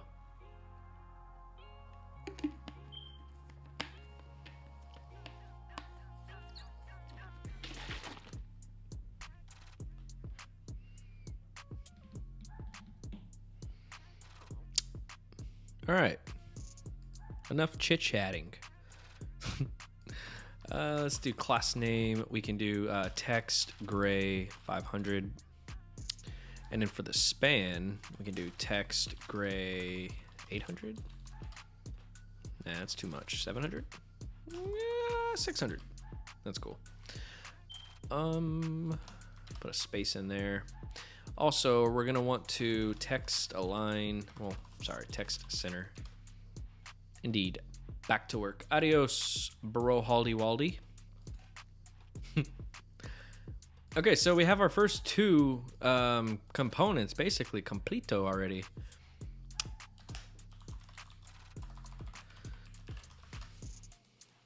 So now let's just work on this output component, and then we'll wire it up with all the data that we're getting from the API, and this should work. It should be a very simple little weather app. Very happy with this. So we have our div, and what is this going to look like again? So it's just going to have each of our little things in here, right? So let's actually not do a div. Let's do a UL, and every list item will be in here. Show. We'll probably want to loop. Oh no, let's not loop. Let's do this statically real fast, and then we'll figure all that out. So the first one we can say is condition. Actually, each list item will have two children. We'll make them paragraph tags. One will be condition, and the other can be this partly cloudy. Let's copy this down and make another one. And another one. So we can test out some styles that I want to do with this. Rohald is leaving. I'm sad too. He's who I look for when I can't figure things out. He might be back though. He's a busy, busy man.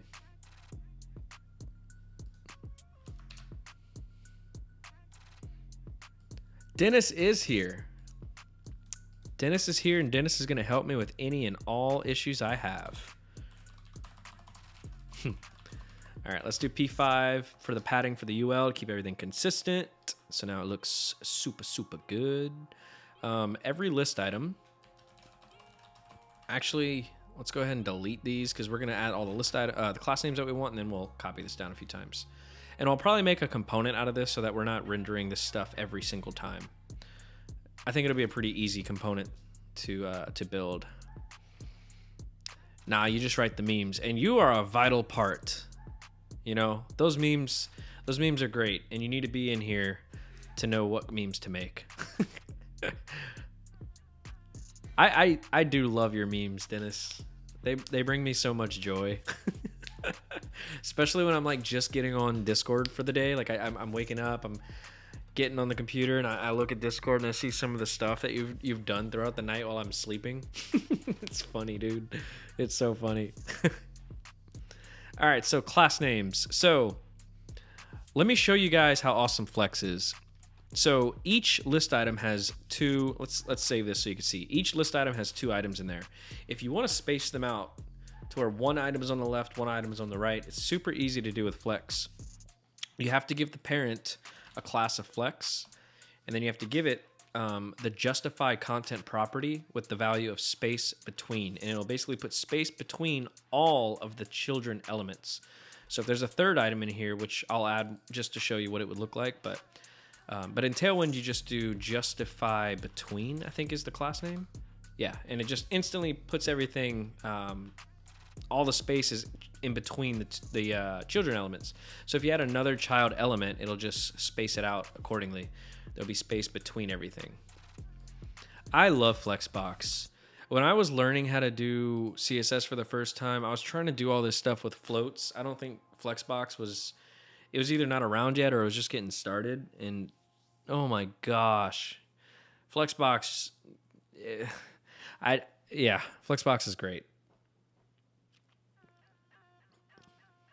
You used that recently. What'd you use? And I like the time gap between you and me. It makes, yeah, it's funny. Yeah, we're basically on the opposite time schedules, Dennis. Can you even use floats in Tailwind? Let's see. So let's remove all that. Let's see if I can get this partly cloudy to go all the way to the right. Let's see, class name. What if I did float? Okay, float right. Look, it works, but like, look at it. It's so bad. I don't know. It was never easy to use. Flex is awesome. Flex is great. Also, item center is kind of good to use too. I'll show you what item center does, and then we'll get back to the code. So, if I take this very first paragraph item right here, let's give it a class name. I want to give it a different height, so I need to give it a display a block for this to work. But if we say height like 100 pixels and a BG red of 500, you can kind of see. So you notice that condition and partly clouded are all the way at the very top, right? They're at the top. But if you set items center, you'll now see that partly cloudy is now in the center of where this element is. It doesn't really make sense for just two things of text. Like I wouldn't typically need to use item center, but if you're using something like an icon that's a little bit bigger than the text over here, it'll look like the icon is higher up, and it just looks a little bit better. It keeps everything super centered when you use something like item center. But I just wanted to show that because I use it a lot. And I've gotten multiple questions on like YouTube of like, what is that?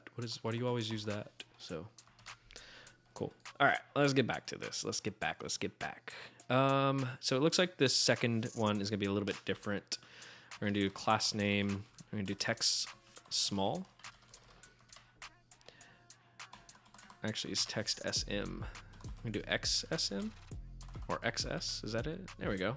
See, this is a great example of using it because now I would use it. This text is a lot bigger than this text, so it doesn't look like they're on the same line anymore. It looks a little bit off, right? Like it's just slightly off. Partly cloudy is a little bit higher. So you could change that just by doing items center. See, it pushed it down. I'll undo this changes. All right, watch partly clouded. I'm gonna save this. It just pushes it down. It centers up the middle of each of these elements together, which is really neat. All right, so class name, we could do font bold. Looks splendid. Now let's set up a text color. Text gray 600. Looks super good. Now I want to do something I have not done yet in Tailwind, which is making every other item a different background color. And I think there's a way to do that automatically with Tailwind. So let's see. I think it's inth. Or, oh, I think it's actually just like, you just write even BG color, well, BG, let's do gray 200. Would that work? It probably won't. I'm sure there's a different, oh, it might. So you see, let's make this smaller again. So it added the background color to that. So if I added a few more of these, yeah, cool. So it automatically adds that background color to every odd item in this list.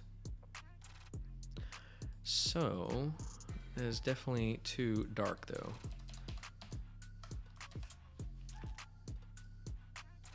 Let's do like 100. Looks okay. Let's actually remove the padding 5 from the parent and put it on the actual list item. So it'll still look the same, but it'll just be a little bit easier to see. Cool. Maybe padding X could be 5 and padding Y can be a little bit smaller. Like 3. There we go. Or 3. There we go. Cool. So like I said, I don't want to create all of these in here. I think what we can do is make a component for this. So let's do that. I'm not sure what we can call it though.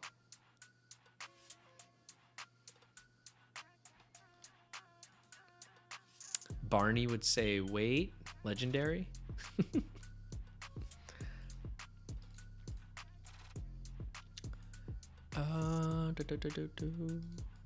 New, let's call it output list item, or no, we'll call it output item.jsx, and it's just going to return a list item, right?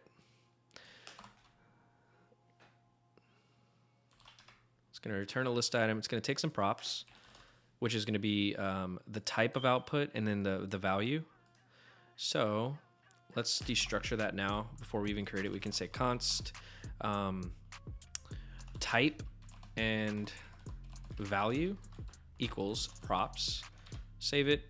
We'll import that here. We'll say import output list.jsx. I'm sorry, from out.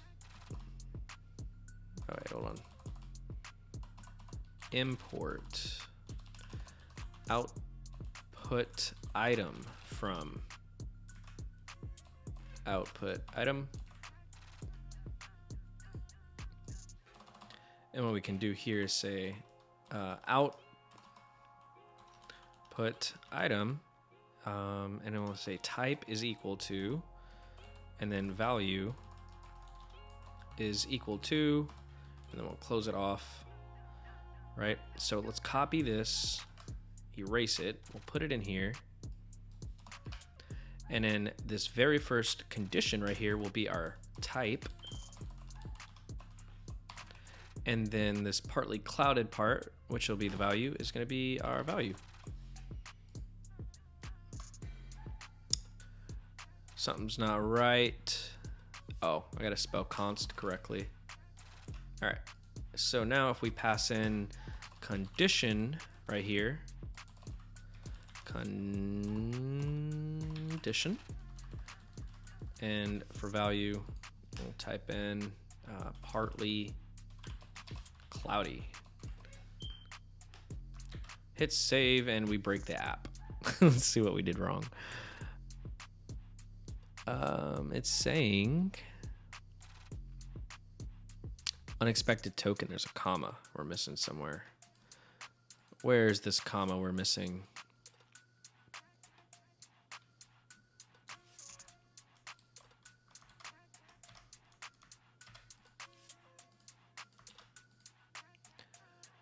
It is inside of the output item.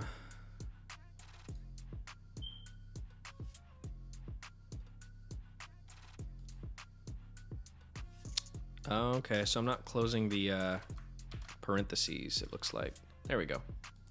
So cool, we still see it here, and if we wanted to create another one, it should be pretty simple. We could say Brian, and Brian is Sunny. Cool, so we have Brian and we have Sunny. And if we create a third one, it should have our background image. So we can say Dennis, and his value is, he's learning. He's learning right now. There we go. And he gets the gray background. I think that's pretty cool. Let's set up a margin top for this though. I don't like that it's so close to everything. Say margin top of like 5. Cool.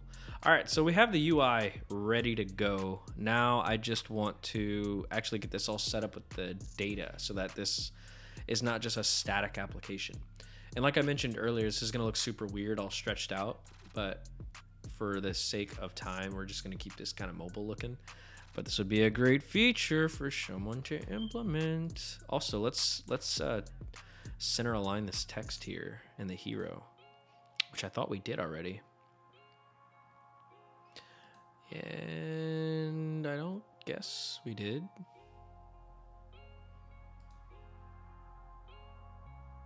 How is welcome back centered then?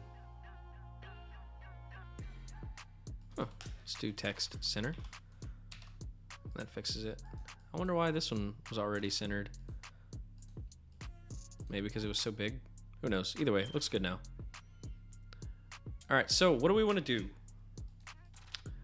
Well, we'll start typing in here, and then when we hit enter, we're gonna want to update this. We're gonna want to update this, and we're gonna want to update this. So we're updating 3 things. So let's hold some state. Let's get some state set up. So we'll need to import use state for this. Import use state. And we can say const location and then set location equals use state, which will initially be set to an empty string. Let's first work on setting up this location when we type, right? Let's do that. So in our in our location search, we have our search bar. So let's pass in the setter function. We could say set location is equal to set location. And now inside of the location search, we'll pass it down as a prop.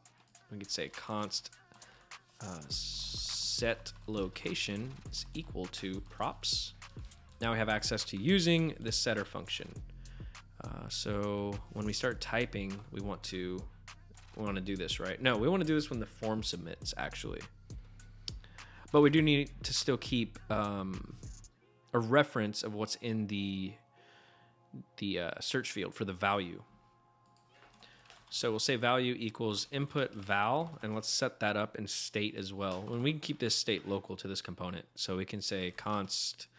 What is it? We're gonna need to import state too after this, but we can say const input val and set input val equals use state set up as an empty string. Let's import use state. So now when we start typing on our input field, let's update the input value because that's going to be the value for our input. So on input, in the input, we can do on change and on change. I'm going to take the event and we want to basically just say set input val is equal to e.target.value, right? So as we type, we should be getting the input val as our value in the input field. Does this work? Let's type in Dallas. Cool, it works. Let's also just make sure it's really getting logged in state because that also is the default behavior of it. So, all right, here's our state for it. Actually, no, the state would be in here. So here's our state. Cool, and it says Dallas. So we're doing it right. Awesome. Hard part done. But if you know anything about forms, when you type and you hit enter, it reloads the page, and we don't want to do that. So let's set that up really quick because that's actually super simple. We can say on submit, and on submit we want to take in the event as well. And the first thing is e.prevent default. We want to prevent that default behavior. So now if we start typing, we hit enter. There you go. It does not refresh the page, which is exactly what we want. So let's see. We can say set location, and we want to set the location to our input val, right? Yeah. Let's see if that's actually updating the state. So this set location is updating the state that's in app. It's updating location. So let's open up the developer tools and see if it's actually updating it when we submit the form. So inside app, this is our state right here. I'll type in Dallas, and if I hit enter, cool, it does update our location to Dallas. So now we have what we need to make the API call. We have the user's query. So we can make the API call with this location. Where do we do that at? We're doing this right here, right? Yeah. Okay, so how do we want to do this is the question. Do we want to do this in this component, Or do we want to do this in the search component? Let's do it in the search component. Well, no, we would still need it globally, the data. So we'll keep the data. We'll keep the data in here. We'll keep the state for it in here anyways. Right? So we could say const, let's do it underneath location. Const weather and set weather. So what I want to do is I want to put the weather that we get back. Let's put this in an array. The weather that we get back from the API, we want to set it into this weather variable.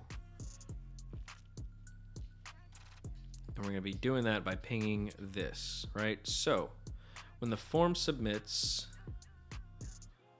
let's send this this function as a prop to our location search component. I think that would work. We'd say grab weather equals grab weather. And if I go to the location search and I destructure it, we say grab weather. I think what we can do is, let's say grab weather. And remember, it takes in a parameter for the query, right? Which will be our location. So we're gonna need to grab location from props as well. And where are we pulling this from? Right here. So let's do location equals location. Hopefully we won't have any issues with state updating. If so, we might have to figure something else out, but it might work. It might work. So theoretically, we're going to get our query and we're going to call this function, and this function is going to, yeah, so it looks like this is pretty straightforward. We're going to call this API, and our query, which I'm going to type in Dallas, will be here. And we're passing in our options, which are right here, all our cool little options for the API call.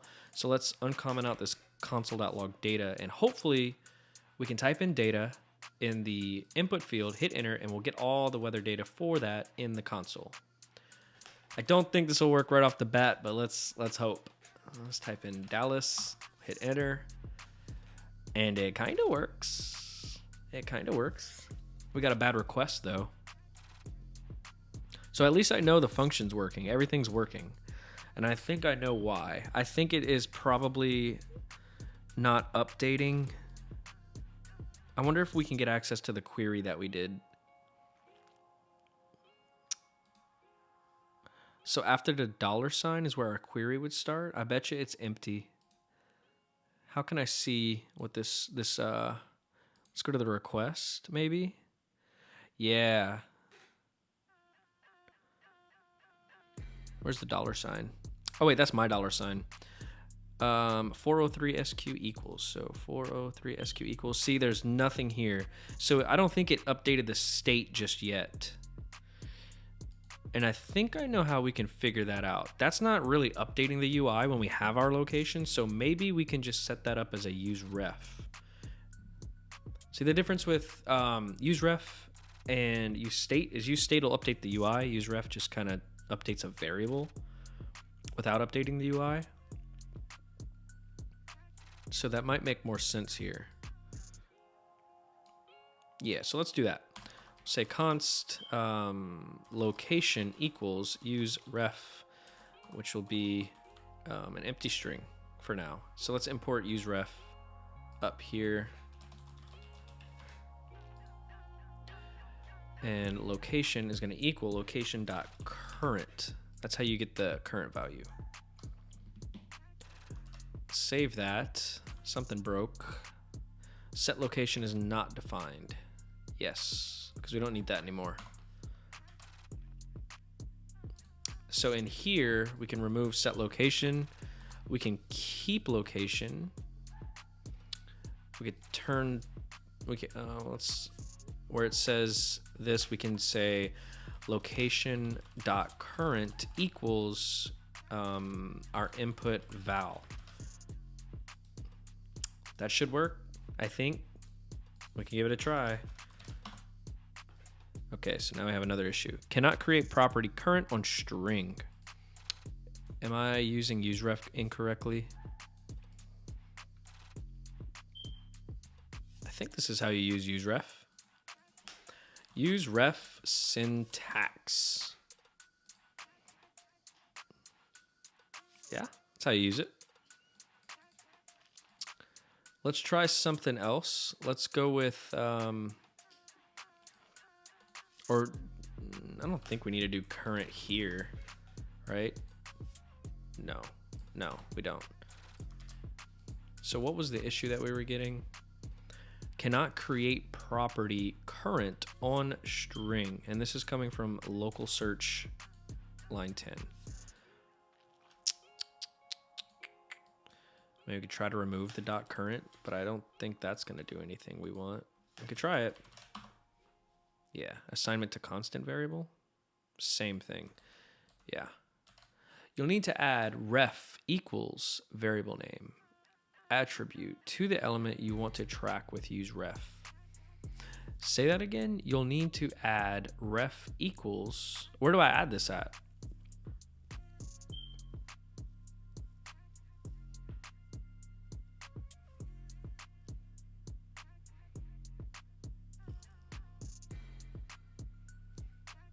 You will need to add ref equals variable name attribute to the element you want to track with use ref.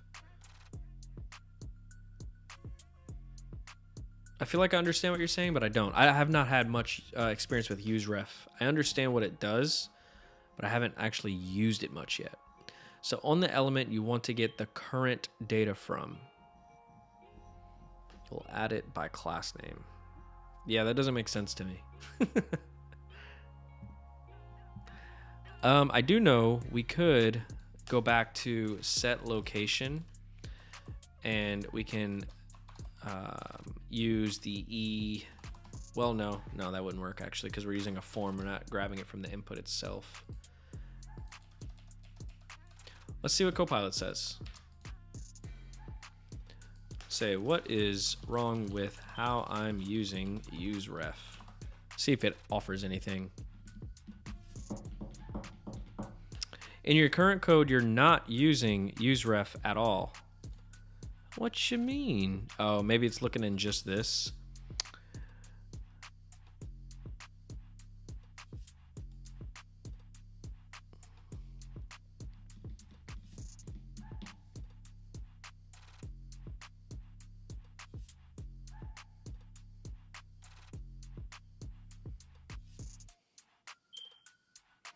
I'm not sure I understand. I think it thinks I'm wanting to do something else. See, it's saying const input ref equals use ref.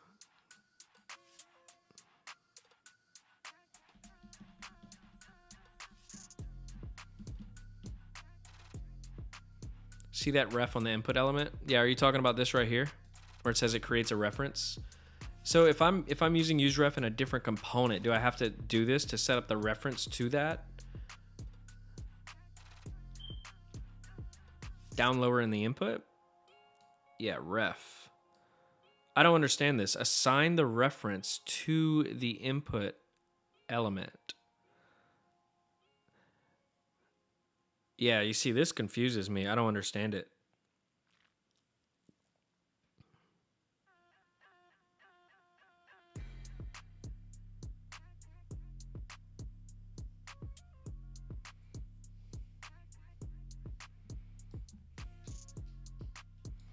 Let's give this a try. Let's just replace it and see if that fixes it right off the rip. It just breaks everything.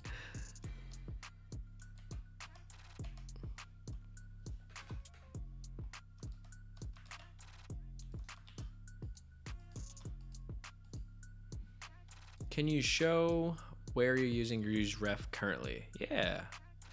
Okay, so in the app component, I'm using ref here, like I'm importing it, and then I'm basically saying const location equals useRef set to an empty string. Because when we update, like when we submit this form, we're updating the variable that holds location, but that variable doesn't update the state in the application at all, so that's why I want to use useRef for it. But then I'm taking it and I'm passing location, and I have it set as location equals location.current. And I think what's going on is I'm trying to update that in this component. So maybe that's why I need to do it a little bit differently.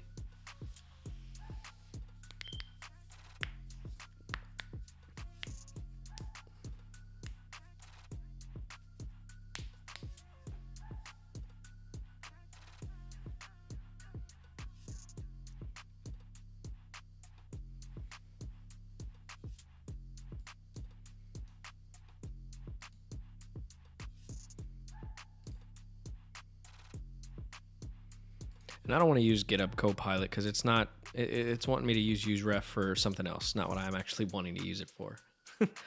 Let's see what we can do. I could go very, very wrong and do something like let value equal e.target.query selector target the input dot value, and then we could say grab weather value, and then that would probably work, but I know that's not best practice. See, that worked perfectly. But I know that that's not best practice, and I want to do it the right way.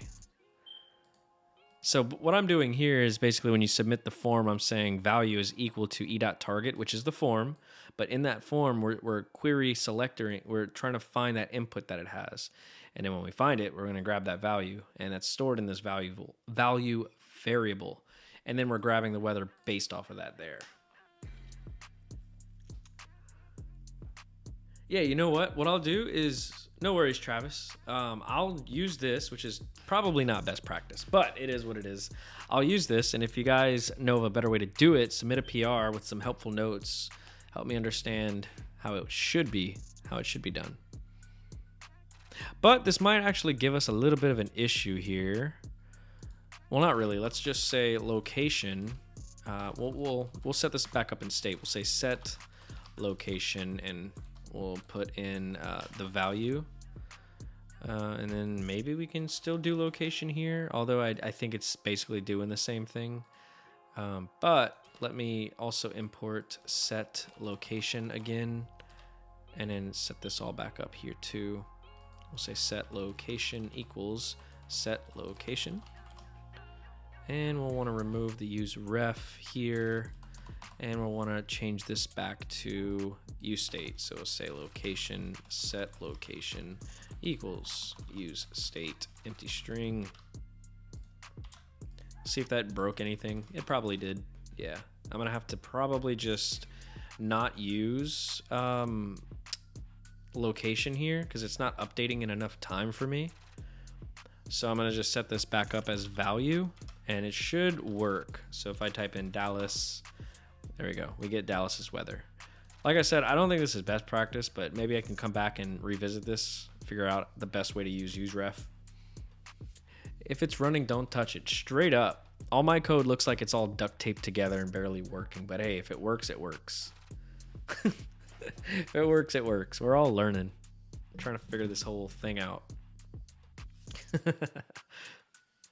Most of the time, it's not even duct tape. It's that cheap clear tape. But hey, if your code works, it works. You can always refactor later. All right, so we're getting the data we want back now as we type it in. So initially, I want to remove what's here once we get something, right? So we can say value dot value equals an empty string. I think that would work. So if we type in Dallas, that does not work. Let's see. So on submit, oh, you know what? It's because we're using dot value here. So let's just have a reference to the value, and we'll say set location is value dot value. Grab weather is value. We'll keep it at value, actually. Oh no, I'm sorry. Value dot value. You're right. And then value dot value is equal to an empty string. Lots of dot values here. But type in Dallas, and it still doesn't work. What's going on? Our system admin's like, oh, hey, it's running. I feel that, Dennis. At my first job, I did so many hacky things to make things work, and as long as it worked, my team didn't care. We always refactored later. So value is equal to our actual input, and then we're setting the location to our value dot value, and then we're grabbing the weather from value dot value, which is right. And then we want to say value dot value is equal to an empty string. Why is that not doing what it's supposed to be? Oh, you know why? Because we're doing a set input val. Duh. So we can just say set input val is equal to an empty string.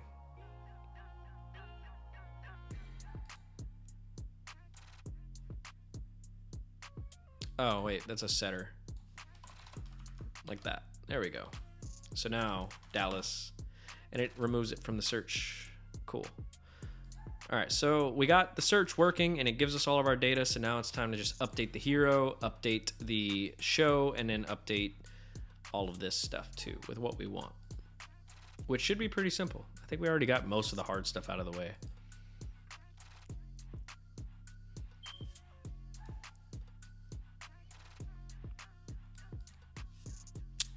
Let's see. Are we loading anything into location yet? I don't think we are. I want to say that's in our app too. So app, yep, app, we're setting up location. So let's make sure we're updating that state. And it looks like we're not, so let's do that first. So inside of app, we're making the API call. We're console.logging data. Let's actually say set location data.data. What do we actually get back? It's an object?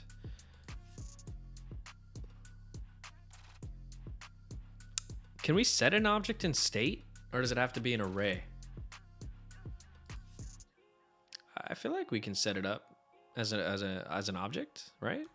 Let's see. Say Dallas, hit enter. Set location is not defined. Okay, so let's figure out what's going on with that. Oh, you know why? We need to move this function. We need to move it to inside of the component. There we go. So I don't want to console.log data. I want to console.log location now that we're setting location. So let's do Dallas. And it doesn't work because location is not instantly set. And this would also be a useRef thing. So let's try useRef since it's going to be in the same component. So say const data.data.data.data.data.data.data.data.data location. Where do you see data.data.location?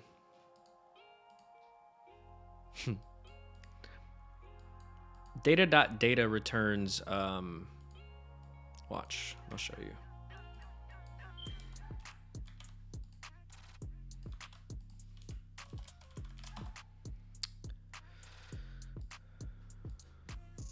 Oh wait, no, we need console.log this, not set. Console.log. Say Dallas. Console.log.log.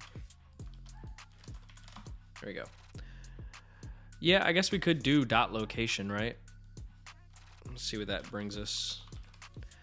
Because I'm gonna actually know location will give us certain things, but also current will give us certain things. So current will give us like the stuff down here, like the conditions and stuff. So we definitely want both. But we could say location is equal to data.data.location and current is equal to data.data.current. Could do something like that. Might actually be easier, to be honest. But let's see if we can't get this thing set up with useRef first.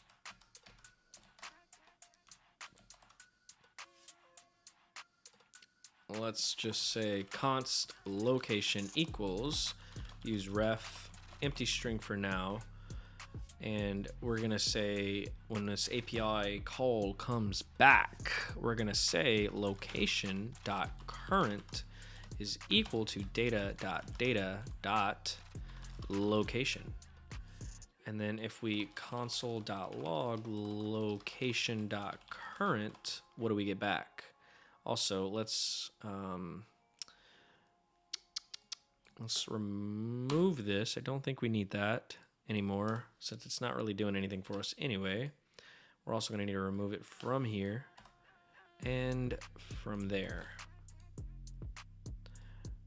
as well as from here, because we're not using it there.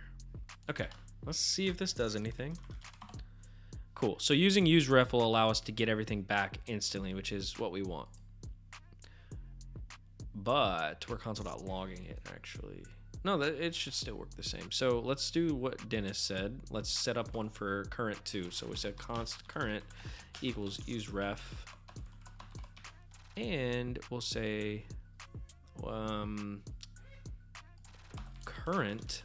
current is equal to data.data.current. I'm gonna have to really supply some helpful stuff in the comments so that we can understand what's going on here. Current.current. It just so happens to be named the same thing. So if we type in Dallas, cool, we get an object with all of our current data as well as an object with all of our location data. Great. Great. So from these variables, we can start building out the UI. So let's do it. Let's do that. In the hero, we're gonna pass in, let's look at the mockup. Cloudy, which is I think our condition, and then the area, and then the current temperature. So let's see where we can get those. So inside of location, we get the name and the region. So we'll definitely need to send hero our location. So we'll say location equals, oh no, are we gonna have that same issue with useRef that we did earlier? We'll say location.current. We'll see, hopefully we don't. Current is equal to current.current, because I'm pretty sure we're gonna need the current too, because that's gonna give us our conditions. And yeah, see, we got condition right here. Oh boy, let's hope it doesn't mess anything up.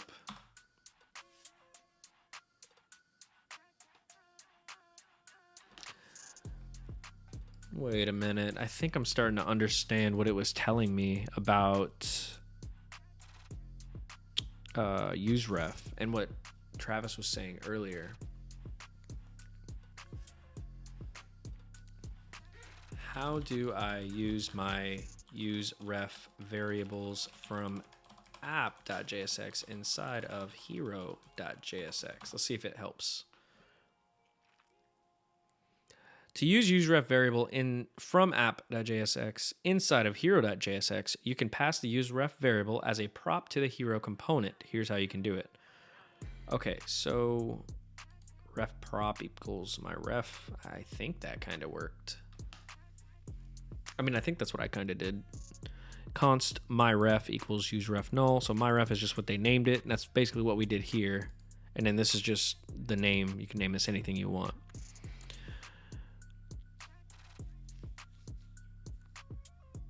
You can now use the useRef. Okay, so it should just work. I don't have to do anything fancy. We'll see, because we know how that all worked the last time. So real quick, let's do that. We'll say props, and then const location and const current, right? So current dot condition dot text is what we need for this. So we'll say current dot condition dot text. That broke it all. Oh yeah, I didn't finish doing this. Equals props. Okay, so if we do Dallas, it doesn't update. Oh, it does. Cool. It says overcast. Sweet. We got that part figured out. Great. I'm glad that we can use ref without any issues right now. But we're gonna need to conditionally render this because when the application first starts, this doesn't exist yet, so it's obviously throwing up an error. Cannot read properties of undefined. So we'll need to manage some state with this as well. So we can have some initial state that checks to see if we're looking up something, right? Let's say const has location and set has location. It'll initially be equal to false. And what we can do in here is we can pass this, right? Let's pass it. We'll say has location. And if that is true, then we'll render, where's the hero? Then we'll render this. If not, then we will just say hello, like we did. Say welcome back, right? It's word wrap so we can see everything. So in here, let's do if, we need to grab it. We'll say has, what do we call this again? I already forgot. Has what? Has location. So has location. If has location is true, then we want to render, let's for now just say current dot, what was it? Condition dot text. I think that's what it was. Else, we want to render welcome back. Oh wait, current dot condition dot text. Is that not where we were at earlier? Let's see. Current dot condition dot text. That's what we had. Current dot condition dot text. So if has location, oh, we're not setting has location to true at any point, so we need to do that.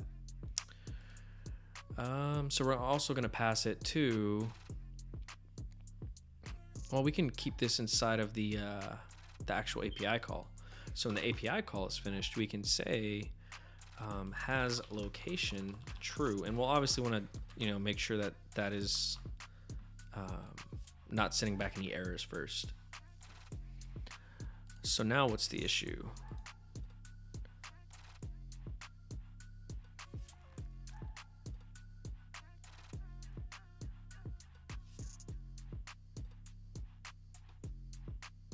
Oh, I don't think this needs to be inside of that. There we go. So it says welcome back, and if I type in Dallas, we get an error. Has location is not a function. Oh yeah, we need to use the setter function, not the actual variable name. So we'll say set has location to true. Now this should work, I promise. There we go. So we type in Dallas, and now it says overcast. But that's not what's in the mockup, so let's do that. So it says cloudy really big, and then it says Dallas, Texas. And then we have our temperature. So cloudy and then location. So for location, we're going to do location dot current dot name and then region. So we're going to probably, instead of doing a whole bunch of conditionals, let's just render a component. Okay. And I'm going to keep this component in here. Let's just say const hero message equals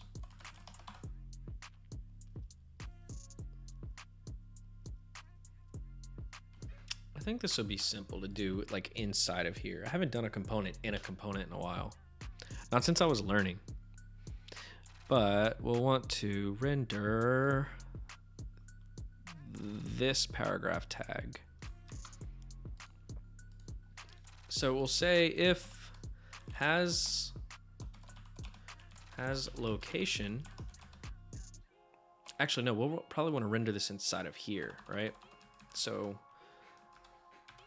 we can say has location componentception, pretty much. I mean, it might be easier for me to just make an external component for this outside of like this component, but this, I think it's such a small component and just keep it in here. So say if has location, we'll render generic message. Else we'll render personal message, location message. Yeah, we'll just do location message. So let's change this to location message. We'll remove this stuff. We'll copy this down and we'll create generic message. So this should be pretty simple. And inside of here, I'm just gonna return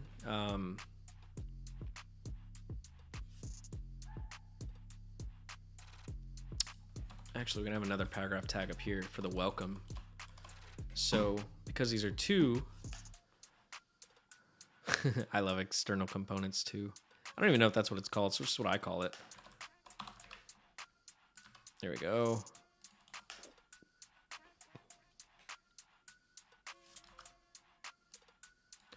So this will say welcome. Okay. And what we're gonna do is we're gonna return something different if we have a location specified. So we can remove all of this stuff now. Oh, okay. So for the location message, we're gonna have we can honestly we could just say location is equal to location, and well, location probably dot current, I think, and then current will equal current dot current, and then we can have access to this bits of data inside of props. I mean, it sounds like it would make sense, right? So we could say props dot current dot what was it to get that current location? I forget. Props dot current. I don't like the current dot current. It's really hard to follow later. Yeah, it is. That's why I said I'm gonna have to create some components. But in order to access the current value of a useRef value variable, you have to use the variable name dot current. You have to. So because the data from the API returns us an object called current, we literally have to keep it current dot current unless I completely rename the variable that holds the data for current. Kind of confusing. It's not kind of confusing, it's very confusing. We'll go back and swap it out at the end if you remind me and I don't forget.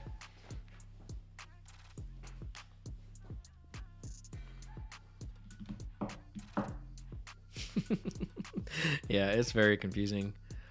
I don't remember what we needed to do, so let's just console.log props when this component renders. So say Dallas. All right, so it is current.condition.text. So we need current, or I guess it would say props.current.condition.text, or it might just be props.condition.text. We'll see. Oh no, that's not good. What's going on? Cannot read properties of undefined condition. But why is it trying to? These are just components, and this first component should not be getting rendered yet. Well, that's not expected behavior. Ah, all right, so let's remove this.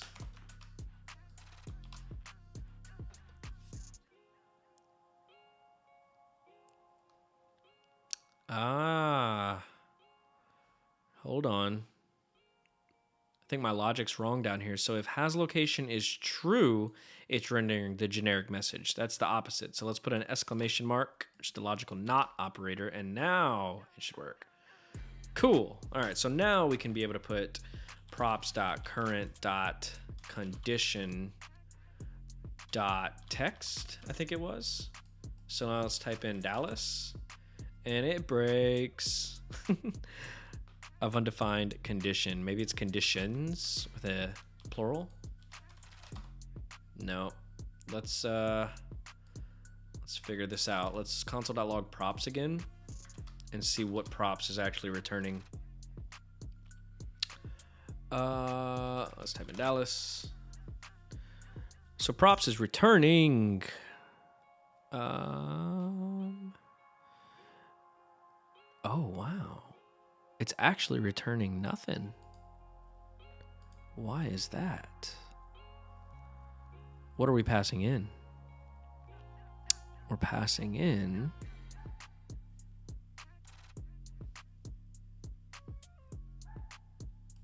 current. Maybe I don't need dot current in here. Yeah, that's what it was. So we don't need dot current when we're passing it in as a prop. Well, that's cool. That's good to know. So does this work now? Yeah. Let's see now what we're getting back. Cool. So current now, we're gonna have to target props dot current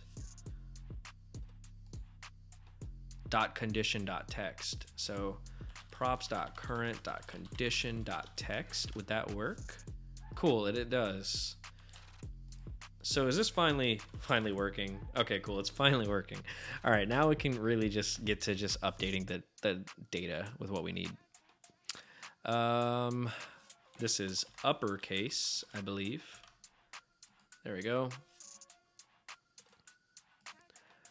I like that. And then underneath it, we're gonna have our location, right? So this would be props dot location. Yeah, props dot location dot city, and then we'll have another one for region. Let's just see if this is working, and then we'll style it up. So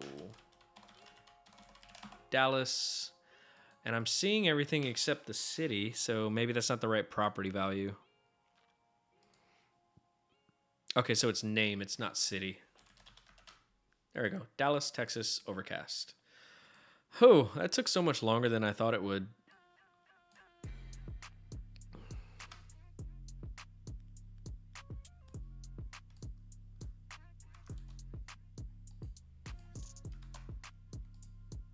Flex, flex.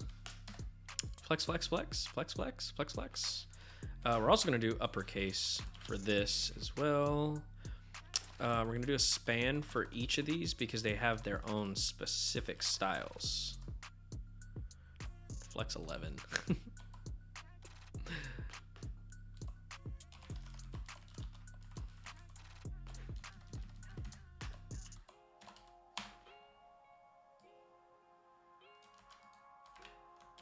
Okay.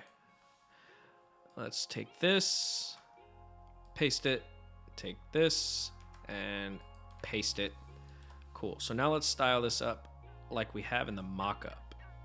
So I'm gonna say opacity 5, I think is how that works, right? Opacity 5 is 0.5, yeah. Say opacity 5. The text is already uppercase, so that's cool. Font extra light.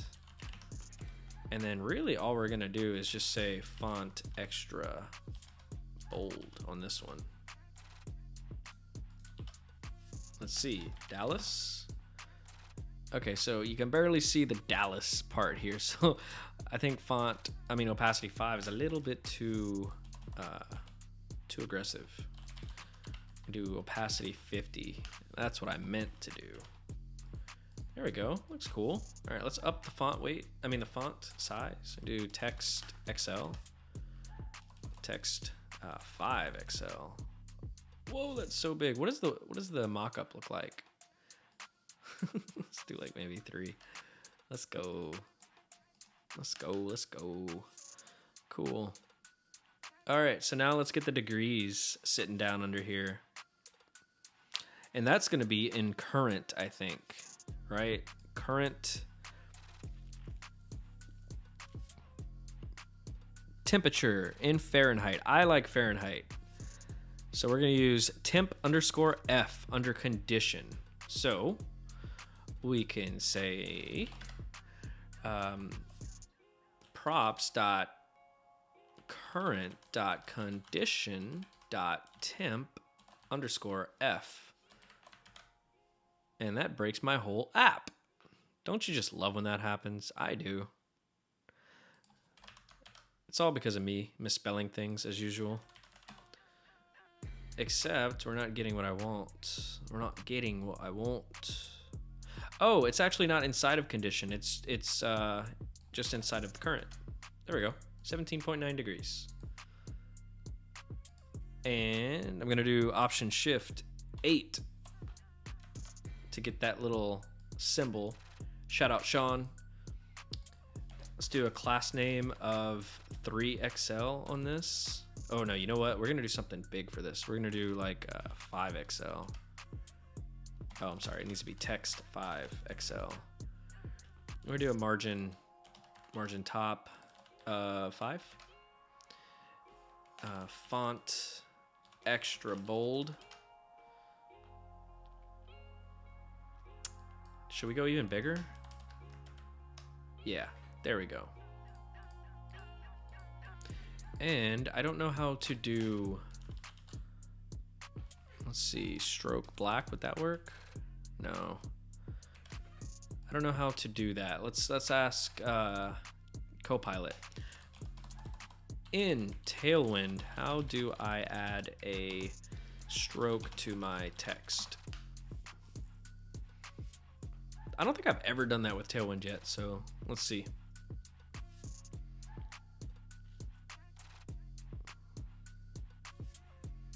Oh, wow. This isn't like native? It's not built in?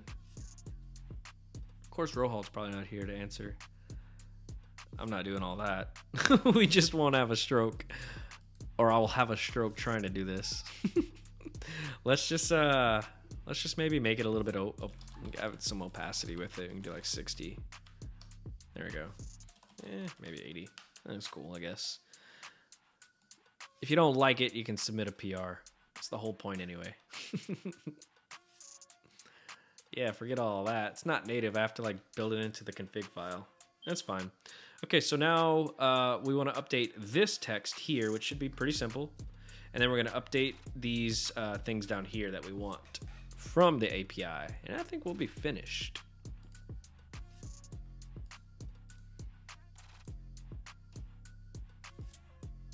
It's not too far off. We'll update the colors too. I just, let's just do it now. Let's make it look exactly like it. Let's find out what those color values are. Alrighty, alrighty, alrighty. So the top one is that color. And the bottom color is this. So this is how I would grab these two values. So click on this, I'll grab this, hop right back on into the code. And we'll go into our hero.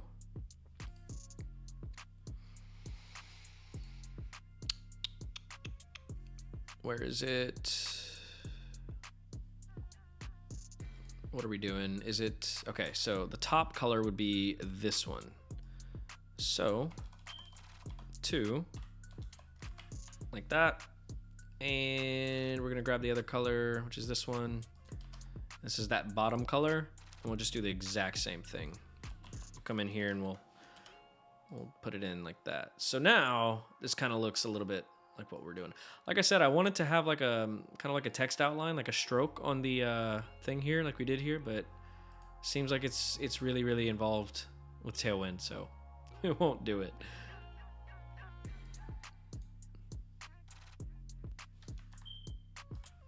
Let's make this a little smaller. There we go. Okay, so on the search location, we're gonna need to pass in those data variables so that we can update this, right? So let's see how we can do that. Well, it lives in app, and we want to pass it to location. So we're gonna have to pass in if it has location, just like we did before. So let's paste that in there. And then we're already passing in our location. And I don't think we need current, so we're not going to do that. So hit save. And now we're going to come in here. We now have access to those things. We have access to has location, which we'll want to check. And then we have access to location. So right here, we can say, we can actually just render this dynamically the same way we did earlier. So this whole paragraph tag right here, this whole thing is this. I don't even want to render anything if we don't have anything. So we can just actually delete this or not render it at all. So we can say, we can put in our value here, and we can run this in like a ternary or a conditional. We can say if has location, then we want to render this. And if we don't have a location, it won't show it at all. So if I refresh the page, it won't be here. And if we type in Dallas, once it loads it, it'll say showing results for weather 4, and then this is empty for now, so we'll have to update this. So we can just say, since we have access to our location now, we can say location dot name. Would that do it? No? Would it be location dot current dot name? There we go. And then we have, let's actually interpolate this value. So we'll say location dot current dot name space, and then location dot current dot region.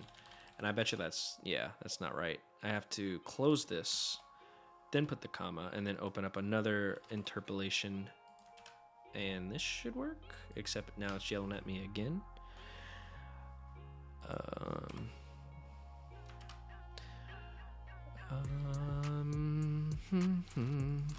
Probably need to use backticks. There we go. I'll put a comma here and a space here, and this should work. There we go. Cool. So let's refresh. Let's type in Dallas, and it shows up instantly. That's cool. Showing results for Dallas, Texas. Sweet. Okay, all we have left now is really just this bottom part, which should be pretty simple. So let's close out of our hero. Let's close out of our locations, and let's look at our output. So for each output item, we're going to render this component. And we're not looping over data because we're not looping over everything that they have, though we could. Maybe we could do that at the end of the stream if we have some time, because that's not a bad idea. It's just an annoying idea.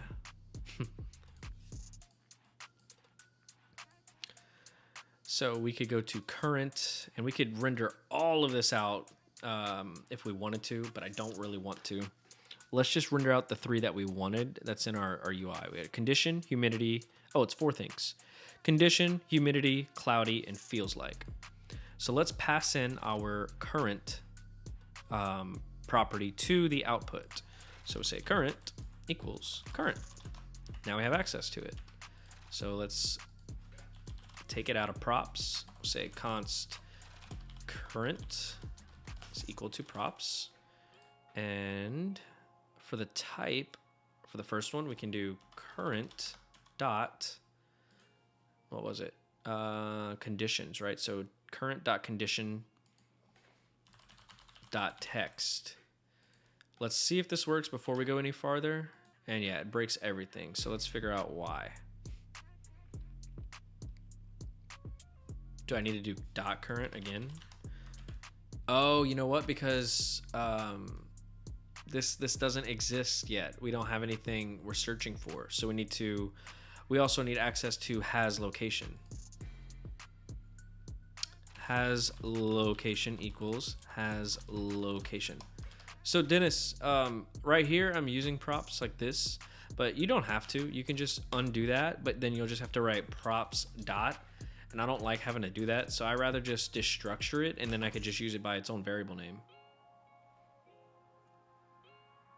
Oh, I see what you're saying. Props up here. Yeah, you're right. But either way, we'd have had the issue because we don't have access to this info yet because we didn't ping the API when it first starts up. So const, we'll destructure current from props, and now this should work whenever we get it. So we also need to make sure. So we can say, we can grab has location from props since we passed it, and we could say has location, render these. So if there is no location, it won't render anything, basically is what it's saying. Oh, but it does not like any of this. And I think it's because we're rendering 3 things. Actually, let's just wrap this whole thing over the UL and we should be fine. Like this. I lied. Let's just restart this. We got the right idea. We just need to do something a little bit different. There we go.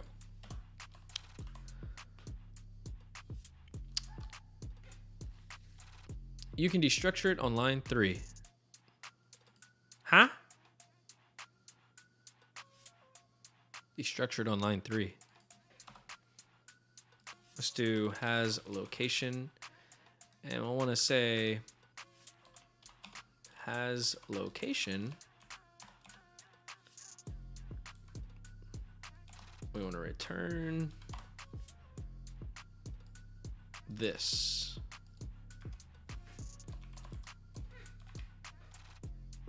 Why is it yelling at me? Else, want to return empty string. Yeah, I don't know what's going on with all this. So you can do const output equals current dot has location. What do you mean? That's what I'm doing, basically, right? How's it any different?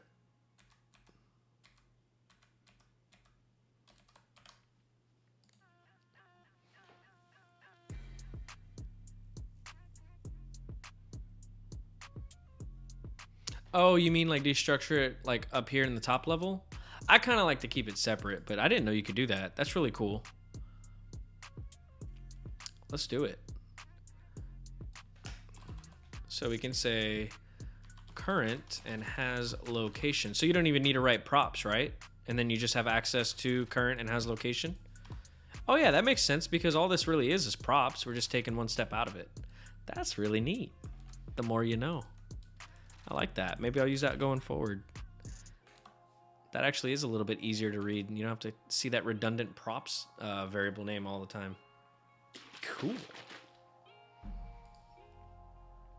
All right, so I definitely don't want to render this UL unless has location is true. So has location, then return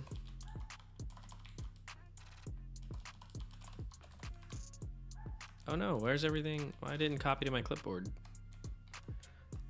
There we go. So has location. I feel like it's not gonna like this because it doesn't render any, it doesn't return anything. Why does it not like me using the double and?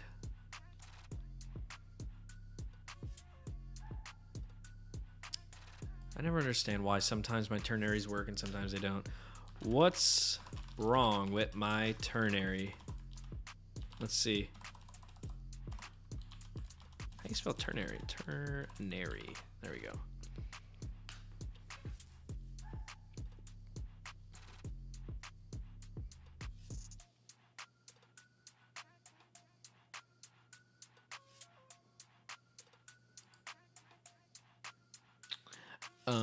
The issues with your code is that you're trying to use a conditional statement directly inside the return statement of a functional component. In React, you need to wrap your JSX and code inside of parentheses.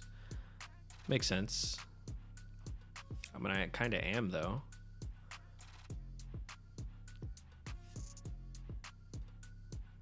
Okay, hold on. How is this any different? Oh, they're putting it inside of a fragment. That's the only difference.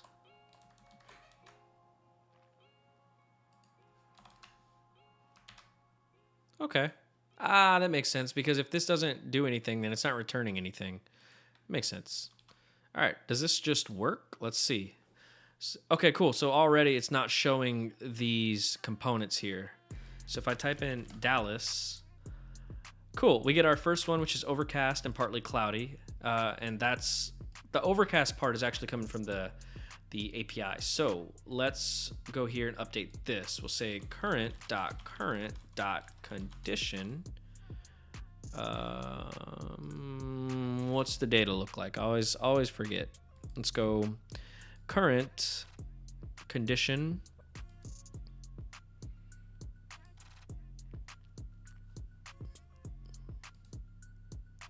Oh, I'm stupid. This is actually hard coded. So the values are not. So this will be condition. And then the second one, what's in the mock-up? Humidity. So the second one will be humidity. And then we got cloudy,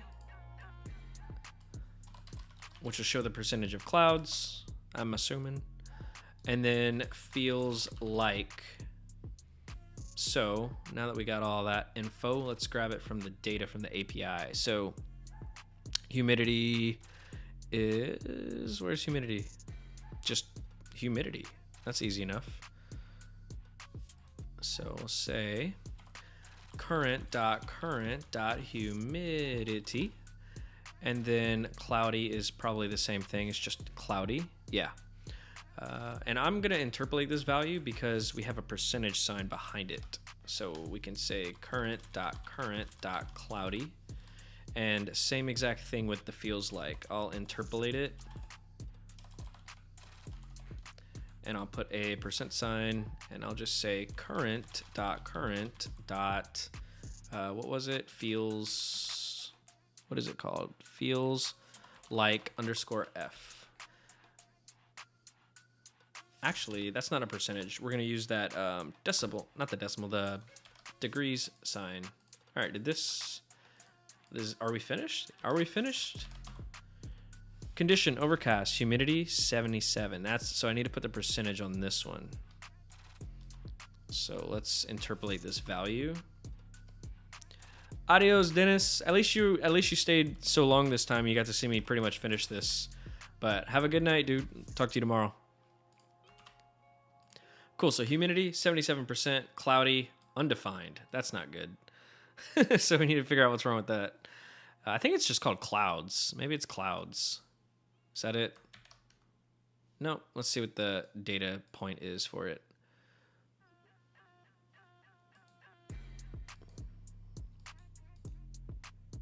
Just cloud.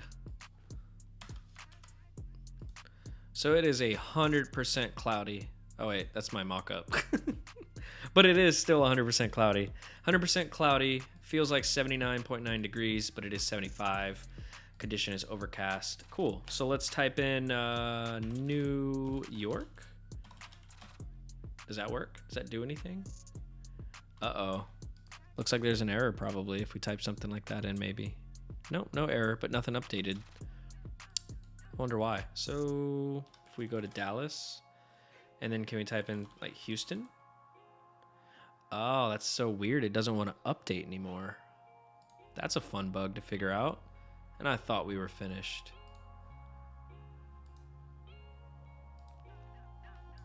And I'm not getting any errors in the console. So let's check the state.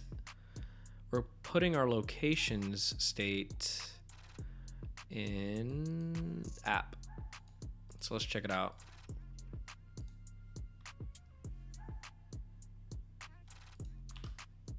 So if I type in Dallas and hit enter, let's see, where are we pinging this? Grab weather, query, and we're doing that in the location search. We're getting that query anyway. Yeah, value.value.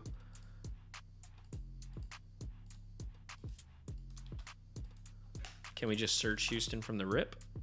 Yeah. So it definitely has something to do with when it resets this, I think. But that's because we hacked around earlier. Hey, Laura, are you still around? I had an issue earlier. Maybe you can help me figure out. We're not using best practice on a certain part of this app, and I think now it's coming back to bite me.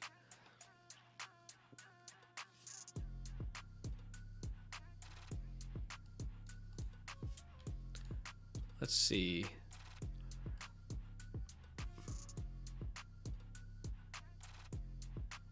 Kind of working, kind of can listen and try to help. Okay, so I was having an issue earlier. So this is our input field, and when we type in anything in here and we hit enter, we're on this form submit, right? Well, when the form submits, I want to take whatever the value is inside of our input field, which is being updated by this variable here, input val. But here's the issue. If I take our input value, which is what we want to search for, and I set that in the grab weather function, it doesn't actually render anything. It renders an empty string because the state didn't update yet. So I'm having an issue with state not updating when I want to run this function. So that my workaround was just getting the value from the input field from the form and just literally putting it in here. And I think now it's coming back to bite me because now it won't let me search for two places. Kind of a weird bug, but also I'm not super familiar with how state updates in React. I'm not there yet with it. Still confuses me sometimes, like this. Because if you check the state in the console, it updates, but it just doesn't update fast enough, I think. And I tried to use ref, but it gave me a whole lot of problems. So I went with this super hacky solution that I know is not best practice.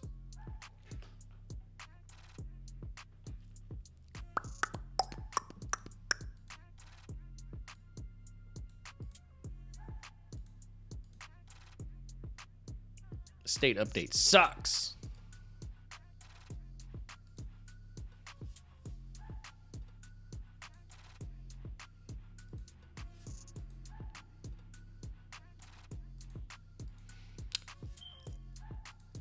Let's update the padding, because it looks like this is just too wide. Let's make it a little bit better. Say P8, do something big. Wonder why your hack isn't working though, because you are grabbing the target and fetching the data. I know, but I'm wondering if that has something to do with, I don't know.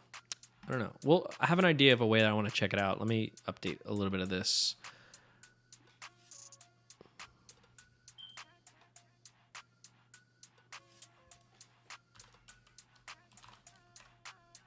Cool. I think this looks a little bit better. We got a little bit more space in here. Okay. So right before we call our get weather thing, I want to console.log value and see what we're getting.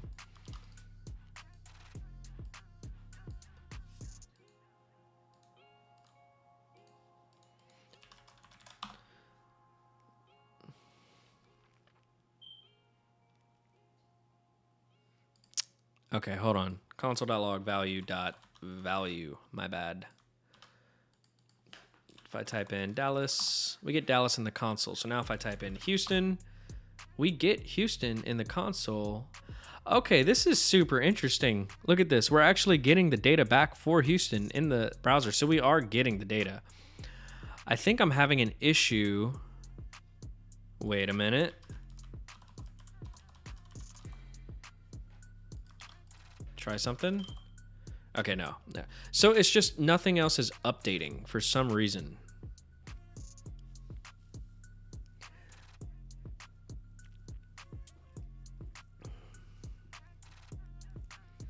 So we are passing a whole lot of stuff. Location and current. Location and current are the two objects we get back from the data. So I'm wondering if they are not actually... Am I using weather and set weather? I'm not.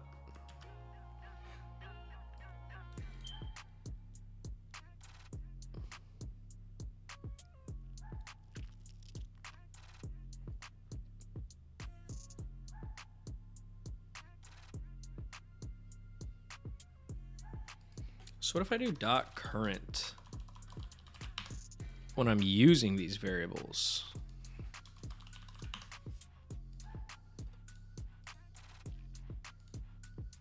I think that's the issue. So let's refactor a little bit and see if this fixes it. Might instantly break some stuff.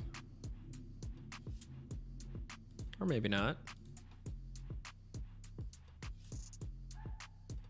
Ooh, all right. And now inside of here, let's take off the dot current. Let's take off the dot current.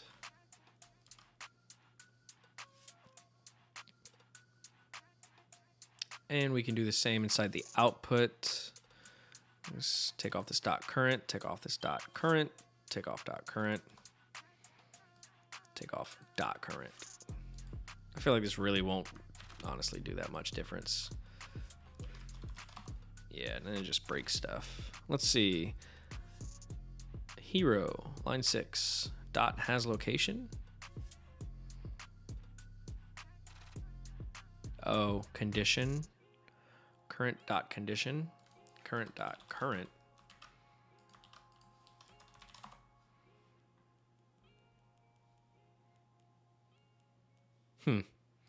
No, looks like I do still need all of that.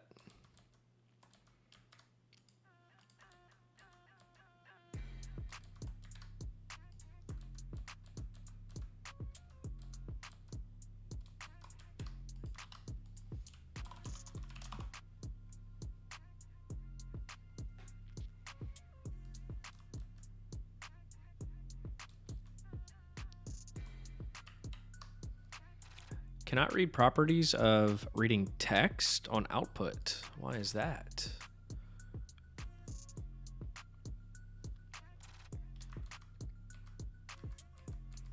Oh yeah, I need to go back and add current to everything in here.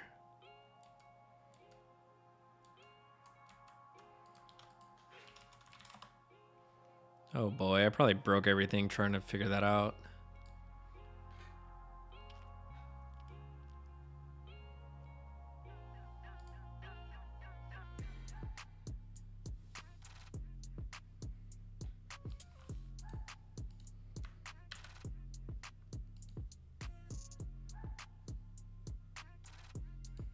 Oh, great.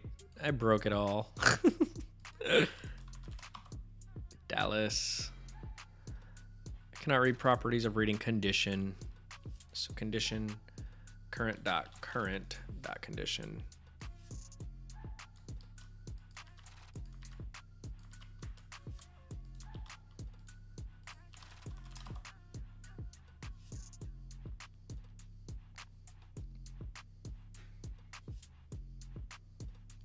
Well, this is super annoying.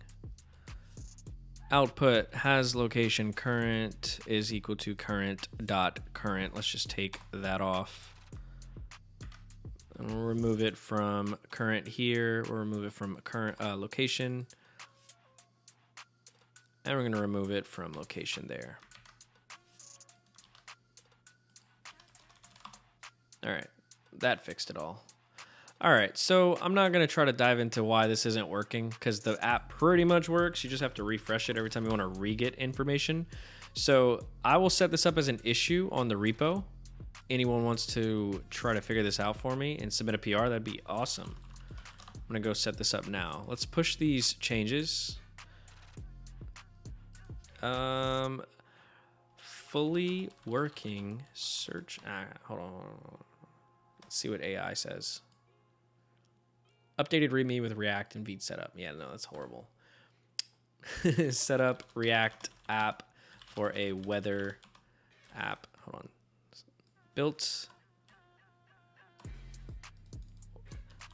a React app that fetches a current location's weather. Boom. Push.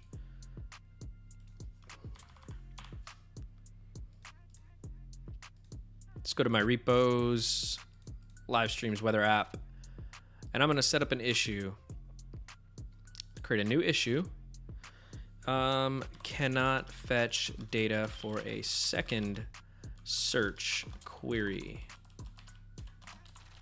I'll make this super vague, but when searching a location, the app fetches the respective data and returns the UI accordingly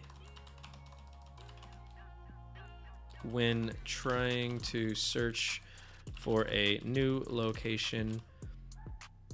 Nothing in the UI updates. Submit. Cool. Anybody who wants to fix this, let me know, because I'm not fixing this on stream today. I feel like it's very involved, but it's probably something super simple too. I just don't have that much time. I kind of wanted to end the stream around 3, and it's a little bit past 3, so we're still decent time today. Submit. I did submit it. It's submitted. It's there. GitHub. Look at Soli forked 4 of my repositories. Let's go. I expect PRs on all of them. No, just kidding.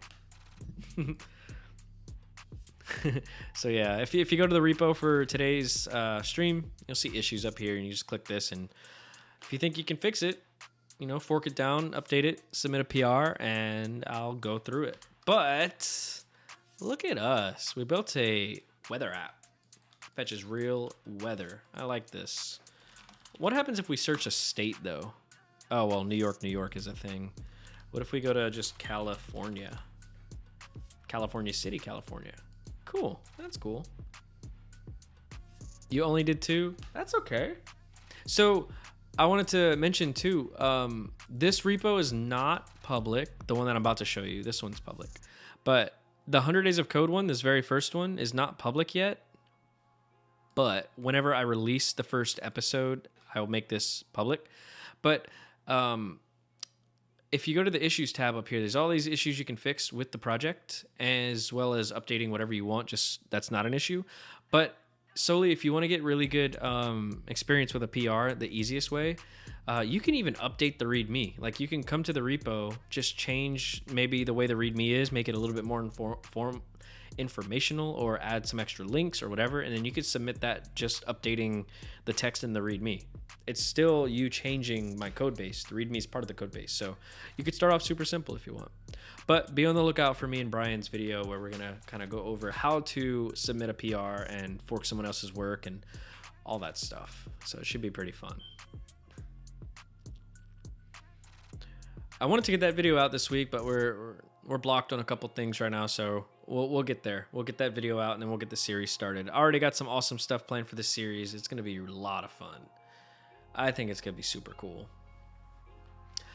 But that is gonna be it for the stream today. I'm pretty sure. There's nothing else I'm building today, that's for sure. Not on stream anyway. You wanted to do that for what you did yesterday? What, update the README? I typically don't supply very good READMEs. So that would probably be an easy submission for you on some of the 100 Days of Code stuff, if you want. I think it'd be fun. But the repo for today is uploaded, so if anyone wants to change anything about it, do whatever they want to do, yeah. You just might not be able to get it to work without the API key, because I am going to go ahead and delete that API key as soon as we're done streaming so that no one can just abuse it. But just grab an API key from the same place I did, and it should work. Just put your own API key in there. Oh, as in submitting your stuff as a pull request? Do you know how to do it, or are you kind of lost on how to submit it? Like I said, me and Brian we're gonna get that video out as soon as we can. I want to try to record it with them tomorrow. I did not get to look at it. Did you? I don't think you submitted the PR, did you? Or did you? I didn't get a notification. GitHub. It would be on the employee directory without React.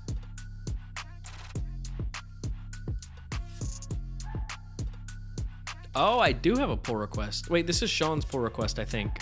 I still haven't had the chance to dive into it because I know there's a couple of bugs in here. You didn't know how to. The one with React? Okay. Yeah, it'll be a lot easier for me to explain through that video than trying to do it now because I don't have a repo that I could work with. But I'm gonna try to get it recorded tomorrow, and as soon as it's recorded, we'll post it in Discord. Yeah, the video will be a lot better at explaining it than just me trying to do it now. Especially after sitting here for like 3 hours straight just coding. But it should be fun. No rush, no rush. Yeah, we'll get that out soon, though. Like I said, I wanted to get it out earlier this week. It's just, this has been quite a busy week. But it'll be a lot of fun. But that's going to be it for the stream today. So I hope you guys all enjoyed the weather app. It was pretty cool. Repo is up on GitHub. And like I said, it probably won't work when you pull it. I'm going to remove the API key. Just add your own, and everything should be good to go.